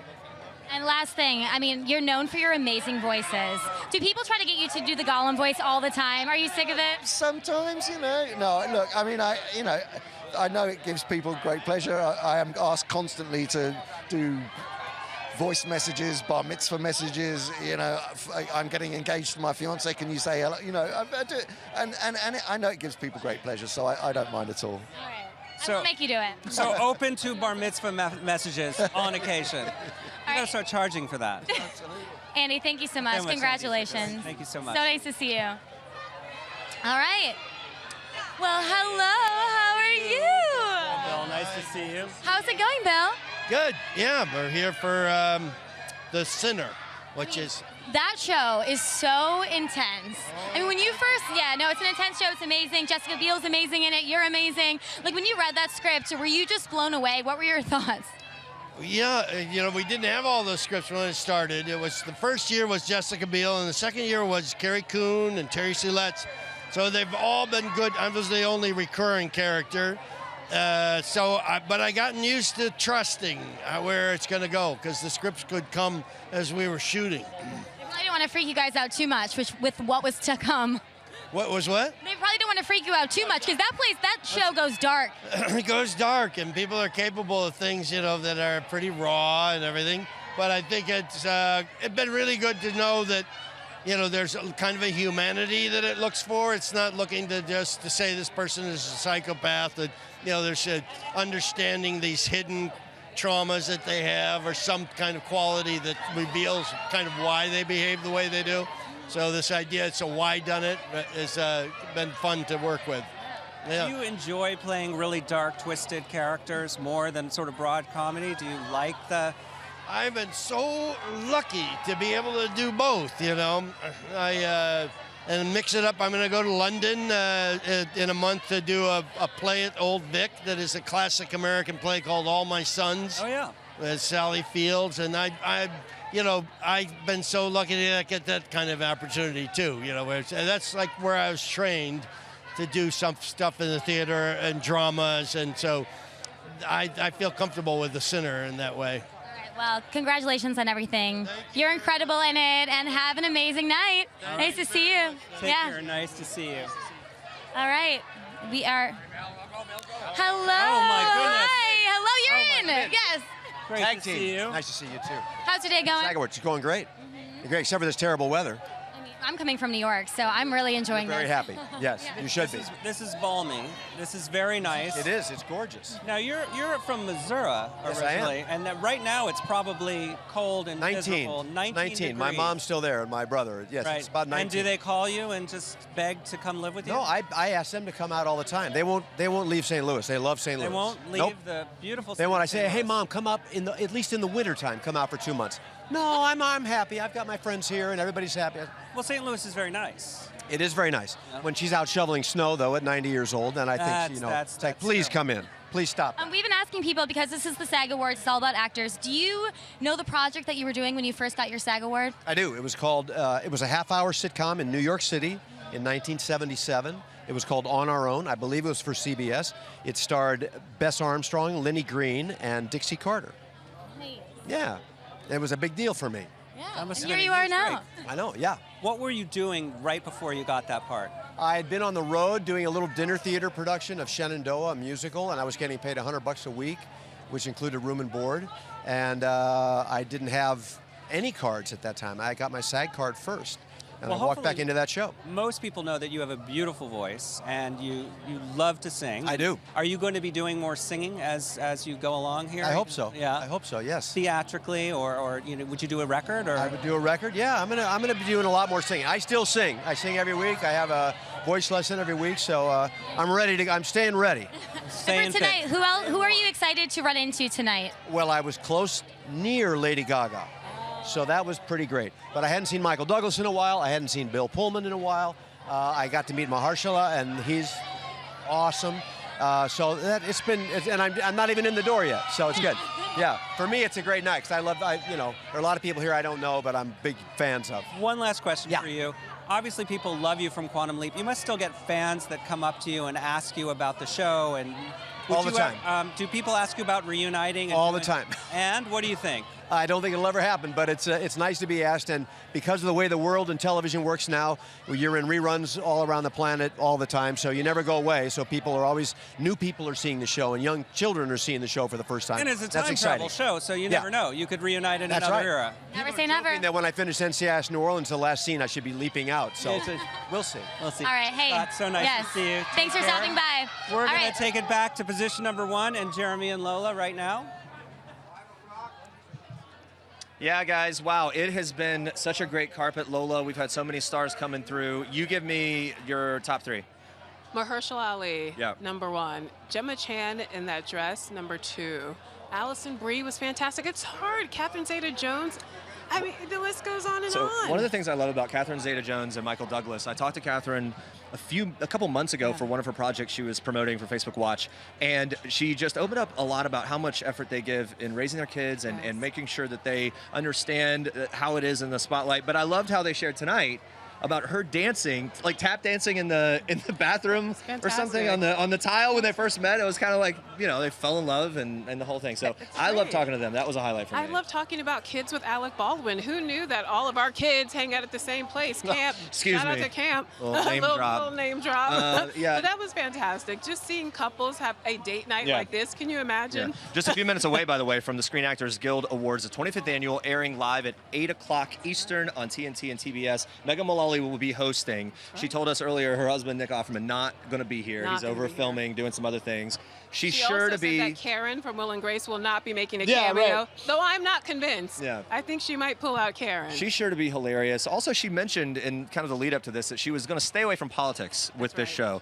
And you got to feel like the way things are and the response that garners, it's a good move, I think, just to have it be that type of, I don't know, that sort of standard for her. She wants to bring entertainment, she wants to bring laughs, and I think we're going to have it tonight for But sure. interestingly enough, so many of these projects, the film and television projects, are the perfect amalgamation of pop culture and politics. So all of these works are sort of tackling social issues, but making them a little more palatable, a little easier for them to go down. Well, and you also get the sense that because the movies have that kind of content, Mm-hmm. it's not as necessary maybe for her to bring it up or whatever. Anyway, whatever you think of that, that's going to be coming up with the show. So many incredible nominees, so many incredible movies. Melissa McCarthy sticks out to me. Can You Forgive Me, the name of their film, also has an Oscar nomination. Richard E. Grant, her co-star in that. We didn't get time to ask Melissa about it, but taking a turn for more serious roles. Now, she has said in previous interviews that, hey, even when it's a comedy, it's still taken seriously. It's still very serious acting. But I'm interested to see Melissa McCarthy kind of continue to expand into roles that we don't necessarily picture her in. That's true. I mean, one of the things that I loved about this film so much is that it was essentially a dark comedy, a really dark comedy, but there were laugh out loud funny moments. And the fact that she was really able to walk that fine line and also embrace the humorous moments was fantastic. Mahershala Ali, you mentioned him. He was so great. That smile up close. Listen, if there was a moment that you were ready to melt, it's in the presence of Mahershala. That smile, just incandescent, lit from within. Lit from within. Wow, it's poetic. Poetic. I'm waxing nostalgic about his pearly whites. Green Book, obviously with some nominations and people acknowledging it tonight and later throughout award season with the Oscars. And he had a huge year last year. Huge year last year. He's got the history where, like I said, I fell in love with him on House of Cards. That's right. Robin Wright also nominated tonight. We'll see if she takes home a win. But he's got True Detective coming True up. Detective, He's got the next billboards season. all over LA. He is winning right now. Yeah, it definitely is. Who else? Okay, should we go to a little more quick fashion again with some of those dresses and who really stuck out to you? By the way, you got so many compliments too. Thank Who you. is this? Antonio Berardi. Oh my Yes, goodness, thank Antonio you. doing it right. And who are you wearing, my little dapper friend? This guy is Alexander Nash. Look out. Check it out, Alexander Nash, NYC. You look whatever. very, very dapper. Can I grab this? Here we go, guys. We're almost at the end here. The 25th Annual Screen Actors Guild Awards show, minutes away. We want to say a great big thank you to Reynolds Wrap, who brought you tonight's Red Carpet live show. One last time, Silver carpet. Silver carpet. Silver carpet. For the 25th anniversary, I don't know if we have Andrea and JD, if they could give us one of their favorite shining moments of the night on the silver carpet, brought to you by Reynolds Wrap. Andrea and JD. Oh, my shining moment was Sterling K. Brown. I mean, I love him and This Is Us and Black Panther, so he was my favorite. I was really glad that we got him here. What was your shining moment? My shining moment was standing next to you in this stop. amazing dress. Who made this beautiful creation? This is Ilarna Couture, and I like the slit. Yeah, I feel greatness, so thank you. Shout out to them. Thank you. This is That was really your shining moment? That means a lot to me. No, it's up there. I mean, we had a lot of good people, actually. We got to talk to Joe Fiennes from The Handmaid's Tale. That was terrific. We got to talk to Jeremy and Lola on the other side of the carpet. And they're Betty amazing. Gilpin from Glow. That's Betty one of my favorite Gilpin, shows. amazing. I think, and all the kids from This Is Us, really fun. Yeah. Sterling K. Brown, how could we forget? I know. No, he was Really? my favorite. And then the kids, because This Is Us is the show that consistently makes me weep. Yes. Moving show. We got a lot of great actors. Black Klansman cast over here. That was great too. And I think it really does. I think Jess Cagle was saying this. It does set up the dynamic for the Academy Awards because the actors make up such a huge chunk of voters in the Motion Picture Academy. So what you see here tonight in terms of the acting category really does give you a sense of who may be coming into the Academy Awards. Yeah, with some and now you're momentum. going to get to go watch, and that's going to be a lot of fun. I got to go inside. I mean, I don't. Yeah. I must confess, I lost my ticket, but I think they're going to let me in. We'll see. You get a ticket to the SAG Awards and you lose it? I lost it. Well, I left it in. Anybody who knows me is not surprised. But I will say this, and Jeremy's bow tie looked good. I tied that, but it didn't quite work, but somebody And it must have looks fixed great. it. And it looks great, and I'm going to take credit for that as well. All right, back to you, Jeremy and Lola. Wrapping up the night. Thank you, JD. It worked out. And by the way, Andrew nice and I will be backstage with the winners, and we will have highlights on all of that action tomorrow on People Now. It's live streaming on People's Twitter handle at noon Eastern, so check that out.